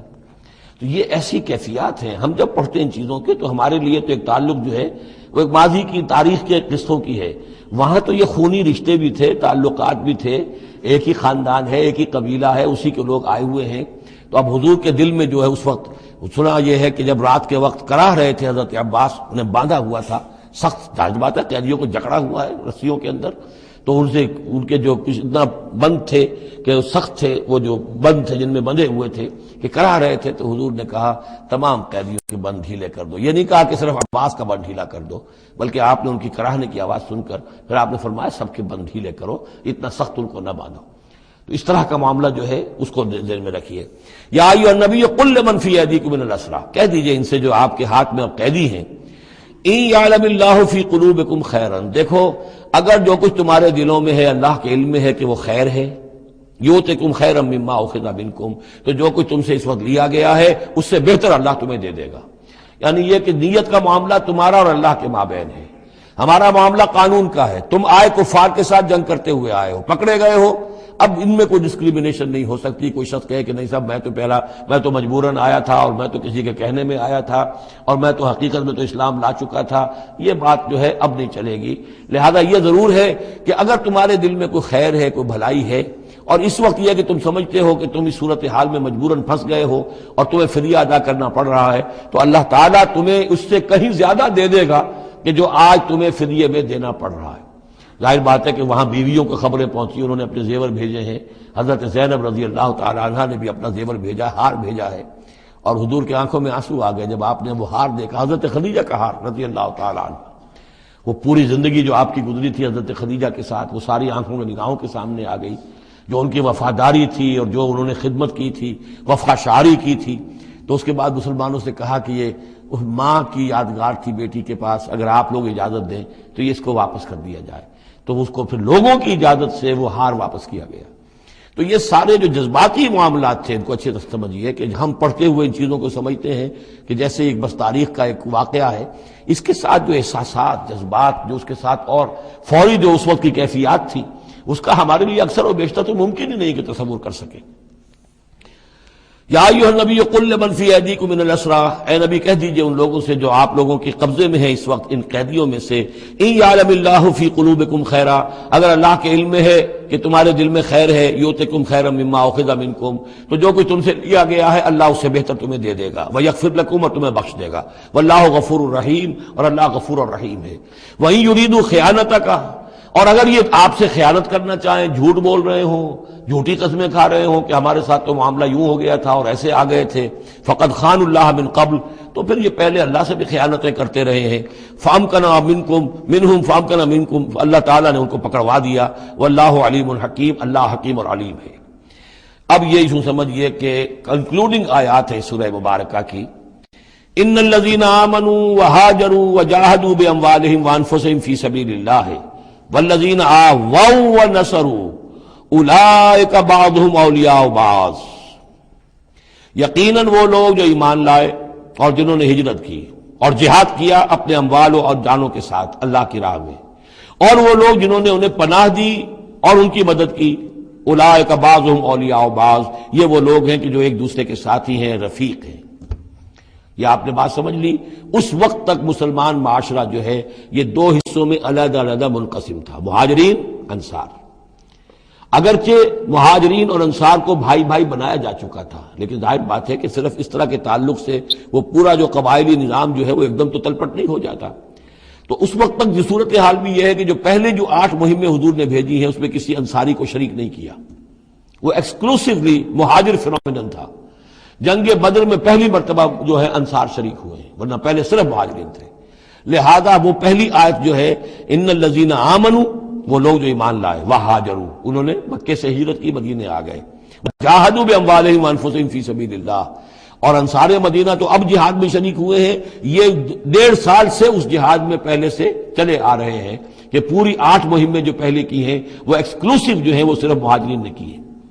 وجاہدوا باموالہم وانفسہم فی سبیل اللہ، یہ ایک طبقہ ہو گیا، ایک جماعت ہو گئی۔ والذین آووا، اور انصار کی شان کیا ہے؟ انہوں نے انہیں جگہ دی، پناہ دی، اپنے گھر تقسیم کر دیے، اپنی دکانیں تقسیم کر دی، اور اس طریقے سے مسلمانوں کے لیے اپنے دلوں میں بھی اور اپنے گھروں میں بھی پوری جگہ پیدا کی۔ اولئک بعضهم اولیاء بعض، انہوں نے مدد بھی کی، یہ سب ایک دوسرے کے ساتھی ہیں۔ والذین آمنوا ولم یہاجروا، اور وہ لوگ کہ جو ایمان لائے لیکن ہجرت نہیں کی، ما لکم من ولایتہم من شیء، تمہارا ان کے ساتھ اب کوئی تعلق نہیں۔ آگے چل کر سورہ نساء میں جو بعد میں نازل ہوئی ہیں، پڑھ چکے ہم پہلے، ان میں تو یہ ہے کہ وہ کافر اور منافق قرار دیا گیا، ان کے ساتھ وہی سلوک کرو جو کافروں کے ساتھ ہے، انہیں پکڑو اور قتل کرو، الا یہ کہ کسی ایسی قبیلے سے ہوں جن کے ساتھ تمہارا معاہدہ ہو، وہ پورا قانون وہاں آ گیا ہے۔ لیکن یہاں بھی پہلی بات بتا دی گئی، اب کوئی ولایت باہمی تمہاری ان کے ساتھ نہیں ہے۔ یعنی فرض کیجئے کوئی شخص کہتا ہے میں تو ایمان لا چکا تھا، مجبوراً آئے تھے لیکن ہجرت کیوں نہیں کی؟ جب ہجرت نہیں کی تو اب تمہارا شمار ہوگا انہی لوگوں کے ساتھ جن کے ساتھ تم جنگ کر کے آئے ہو۔ تم یہ نہیں کہہ سکتے کہ میرا تعلق جو ہے اہل ایمان سے شمار کیا جانا چاہیے۔ والذین آمنوا ولم یہاجروا ما لکم من ولایتہم من شیء، تو کوئی تمہاری ان سے رفاقت نہیں ہے، کوئی تعلق نہیں ہے، کوئی عہد نہیں ہے، کوئی قول و قرار نہیں ہے۔ یہ آیت بھی معلوم ہوتا ہے کہ انہی جو اسیر تھے غزوہ بدر کے، انہی کی طرف اصل میں روح سخن ہے۔ حتیٰ یہاجروا، جب تک کہ وہ ہجرت نہ کریں، ہاں واپس جائیں، فدیہ دے کر جائیں، پھر ہجرت کر کے آ جائیں تو ٹھیک ہے، پھر وہ مسلمانوں میں سے ہوں گے، تمہارے بھائی ہوں گے، تمہارے حمایتی ہوں گے اور تم ان کے حمایت کرو گے۔ وَإِنِ اسْتَنصَرُوكُمْ فِي الدِّينِ، اور وہ لوگ کہ جو ایمان تو لائے لیکن ہجرت نہیں کی، اپنے اپنے قبیلوں میں رہے یا مکے میں رہے، اگر وہ تم سے مدد مانگے دین میں، فَعَلَيْكُمُ النَّصْرُ، تو اے مسلمانوں تم پر واجب ہے ان کی مدد کرنا، إِلَّا عَلَىٰ قَوْمٍ بَيْنَكُمْ وَبَيْنَهُمْ مِيثَاقٌ، سوائے اس کے کہ وہ کسی ایسی قوم سے تعلق رکھتے ہوں کہ جن کے اور تمہارے درمیان کوئی معاہدہ ہے۔ اگر کوئی قبیلہ ہے کہ جس کے ساتھ حضور نے معاہدہ کیا ہوا ہے صلح کا، اور وہاں کوئی مسلمان ہے اور وہ ہجرت تو کر نہیں رہا، وہاں سے وہ مدد کی درخواست کرتا ہے کہ میری مدد کی جائے، تو اس کے خلاف اس کی مدد نہیں کی جائے گی، اس لیے کہ قوم کے ساتھ معاہدہ ہے۔ واللہ بما تعملون بصیر، اور جو کچھ تم کر رہے ہو اللہ اسے دیکھ رہا ہے۔ والذین کفروا بعضهم اولیاء بعض، اور وہ لوگ جنہوں نے کفر کیا وہ ایک دوسرے کے ساتھی ہیں، ایک دوسرے کے حمایتی ہیں، ایک دوسرے کے پشت پناہ ہیں۔ عرب قبائلی معاشرے کے اندر یہ جو ولایت کا معاملہ ہوتا تھا، اس میں پھر یہ ذمہ داریاں بھی آتی تھیں۔ کسی کے اوپر تاوان پڑ گیا ہے تو جو اس کے ولی ہیں، جو اس کے حلیف ہیں، ان کو بھی تاوان میں سے حصہ بھی دینا پڑتا تھا۔ کوئی قیدی ہو گیا ہے، اسے کوئی فدیہ دینا ہے تو جو اس کے حلیف ہیں، جو اس کے گھر والے بھی وہ فدیے کے لیے رقم جمع کریں گے تو وہ حلیف بھی اس کے اندر اپنا حصہ ڈالیں گے۔ تو یہ تو معاشرے کے اندر جو قبائلی معاشرہ ہوتا ہے یہ چیزیں ہوتی ہیں۔ تو یہاں فرما دیا گیا جو کافر ہیں وہ ایک دوسرے کے حلیف ہیں، جو اہل ایمان ہیں وہ ایک دوسرے کے حلیف ہیں، لیکن اہل ایمان میں سے جو ہجرت نہیں کرتے وہ اہل ایمان کے حلیف نہیں ہیں، بلکہ وہ تو انہی کافروں کے ساتھ شمار ہوگا ان کا جن کے ہاں وہ رہ رہے ہیں۔ البتہ یہ کہ اگر وہ مدد طلب کریں تمہیں مدد کرنی ہوگی، بشرطے کہ ان کے قبیلے سے تمہارا کوئی معاہدہ نہ ہو۔ الا تفعلوہ، اگر تم ان چیزوں کی پابندی نہ کرو۔ ایک مسلمان ہے، وہاں سے اس نے خط لکھ دیا ہے کہ مجھے یہاں ستایا جا رہا ہے، حالانکہ اس قبیلے سے آپ کا معاہدہ اور آپ چڑھ دوڑے اس قبیلے کے اوپر، تو یہ معاملہ نہیں چلے گا دنیا کے اندر۔ ہر چیز کا ایک قاعدہ ہے، قانون ہے، اسے وہاں سے ہجرت کرنی چاہیے، یا ہجرت نہیں کر رہا ہے تو تکلیف جھیلنی چاہیے، برداشت کرنی چاہیے۔ مسلمان مدد نہیں کر سکتے چونکہ اس کے قبیلے سے مسلمانوں کا معاہدہ ہے۔ الا تفعلوہ، اگر یہ قواعد و ضوابط پیش نظر نہیں رکھو گے، ان کی پابندی نہیں کرو گے، تکن فتنۃ، تو پھر تو یہ ہے کہ فساد برپا ہو جائے گا، فتنہ پھیلے گا، فی الارض و فساد کبیر، اور بہت بڑی جو ہے بدامنی ہو جائے گی۔ اب وہ آیت آگے جس کا میں نے ذکر کیا تھا، والذین آمنوا وہاجروا وجاہدوا فی سبیل اللہ والذین آووا ونصروا اولئک هم المؤمنون حقا۔ اب ان دو طبقات کو جمع کر دیا گیا، والذین آمنوا وہاجروا وجاہدوا فی سبیل اللہ والذین آووا ونصروا۔ ویسے یہ کہ وہ لوگ جو ایمان لائے اور جنہوں نے ہجرت کی اور جنہوں نے جہاد کیا اللہ کی راہ میں، یعنی یہ مہاجرین، والذین آووا، اور وہ انصار مدینہ جنہوں نے انہیں پناہ دی، انہیں جگہ دی، انہیں اکوموڈیٹ کیا، والذین آووا ونصروا، اور نصرت کی، اولئک هم المؤمنون حقا لهم مغفرۃ ورزق کریم، ان کے لیے مغفرت ہے اور رزق کریم ہے۔ تو مومن حقیقی کی تعریف یہاں پر جو آئی ہے دو حصوں میں بٹ کر، وہ میں چاہتا ہوں کہ پھر اچھی طریقے سے آپ سمجھ لیں، انتہائی اہم بات ہے یہ۔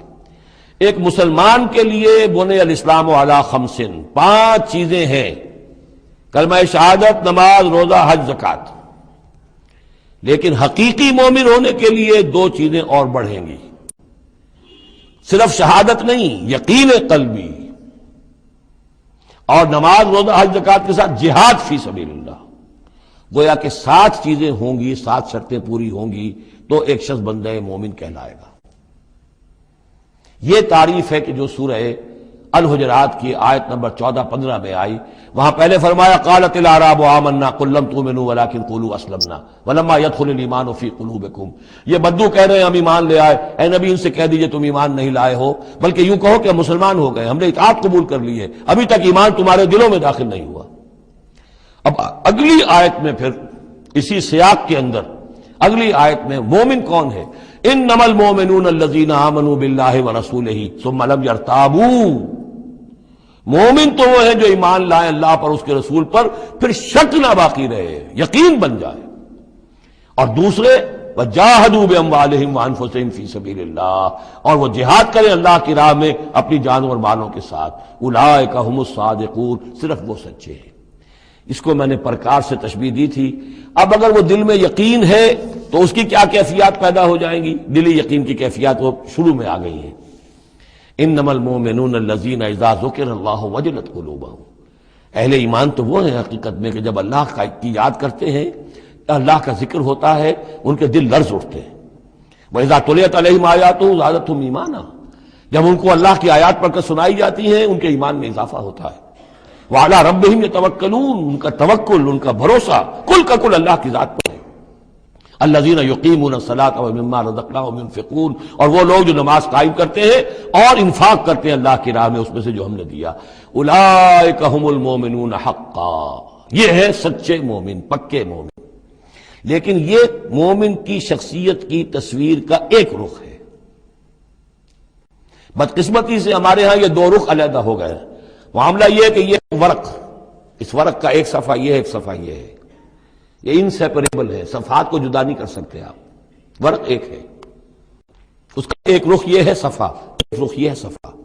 مومن کی شخصیت کا ایک صفحہ، اس کی تصویر کا ایک رخ یہ ہے، دل میں یقین ہے، اللہ کی یاد کرتا ہے، دل لرزتا ہے، آیات قرآنی پڑھتا ہے یا سنتا ہے، دل میں ایمان بڑھتا ہے، ہر معاملے میں توکل، اس کا بھروسہ اللہ کی ذات پر ہے، نماز قائم کیے ہوئے ہے، زکوٰۃ ادا کرتا ہے، اللہ کی راہ میں خرچ کرتا ہے، یہ شخصیت کا ایک رخ ہو گیا، اولئک هم المؤمنون حقا۔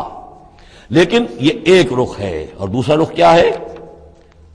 وہ ہم والذین آمنوا وہاجروا وجاہدوا فی سبیل اللہ والذین آووا ونصروا اولئک هم المؤمنون حقا۔ اور وہ لوگ جو ایمان لائے، جنہوں نے ہجرت کی، جنہوں نے جہاد کیا اللہ کی راہ میں، اور وہ لوگ جنہوں نے انہیں جگہ دی، پناہ دی اور ان کی مدد کی، یہ ہیں مومن سچے۔ تو تصویر کے ان دونوں رخوں کو جوڑیے، یہ ہے اصل میں جو آج کی ضرورت ہے۔ صحابہ کرام کی شخصیتوں میں یہ دونوں رخ تھے۔ جیسے سوال آیا ہمارے ہاں، اڑائے کچھ ورق لالے نے، کچھ نرگس نے، کچھ گل نے، چمن میں ہر طرف بکھری ہوئی ہے داستاں میری، دین کے حصے بکھرے ہو گئے، کوئی حلقے ذکر کے ہیں تو ان کو جہاد وغیرہ سے کوئی غرض نہیں، کوئی جہادی تحریکیں ہیں تو ان کے اندر جو ہے وہ دوسری کیفیات نہیں۔ اس طرح کے معاملات جو ہے تقسیم ہو چکے ہیں۔ جب تک کہ یہ مکمل شخصیتیں وجود میں نہیں آئیں گی، یہ ظاہر بات ہے صحابہ کی کمیت کے اعتبار سے تو وہاں تک نہیں پہنچ سکتے، لیکن ان کا عکس تو ہو، اس طرح کی کیفیت متوازن طریقے پر۔ اگر 25% ادھر ہے 25% ادھر بھی ہو، 10% ادھر ہے 10% ادھر بھی ہو، لیکن ایک ہی طرف 70% ہو جائے، دوسری طرف 0 ہو، وہ معاملہ گڑبڑ ہے۔ یہ دونوں جو رخ ہے شخصیت کے، ان کو جمع کرنے کی ضرورت ہے۔ اولئک هم المؤمنون حقا لهم مغفرۃ ورزق کریم، ان کے لیے مغفرت ہے اور رزق کریم ہے۔ اللہم ربنا اجعلنا منہم، اللہم ربنا اجعلنا منہم والذین آمنوا من بعد وہاجروا وجاہدوا، اور جو لوگ بعد میں ایمان لائے یا لائیں گے اور ہجرت کریں، جہاد کریں، وجاہدوا معکم، تمہارے ساتھ ہو کر جہاد کریں، فاولئک منکم، تو اے مسلمانوں وہ تم ہی میں سے ہیں، تمہاری جماعت، تمہاری امت حزب اللہ کے حصے ہوں گے۔ وَأُولُو الْأَرْحَامِ بَعْضُهُمْ أَوْلَىٰ بِبَعْضٍ فِي کتاب اللہ، البتہ اللہ کا جو قانون ہے، جو شریعت ہے، مثلا جو وراثت کا معاملہ ہے، اس کا تعلق جو اولو الارحام کے ساتھ ہے۔ یہ جو بھائی چارہ تھا اس کے بنا پر وراثت نہیں ہے، وراثت ہوگی وہی جو رحمی رشتے ہیں جن کے بنا پر کہ وراثت کا قانون بنا دیا گیا۔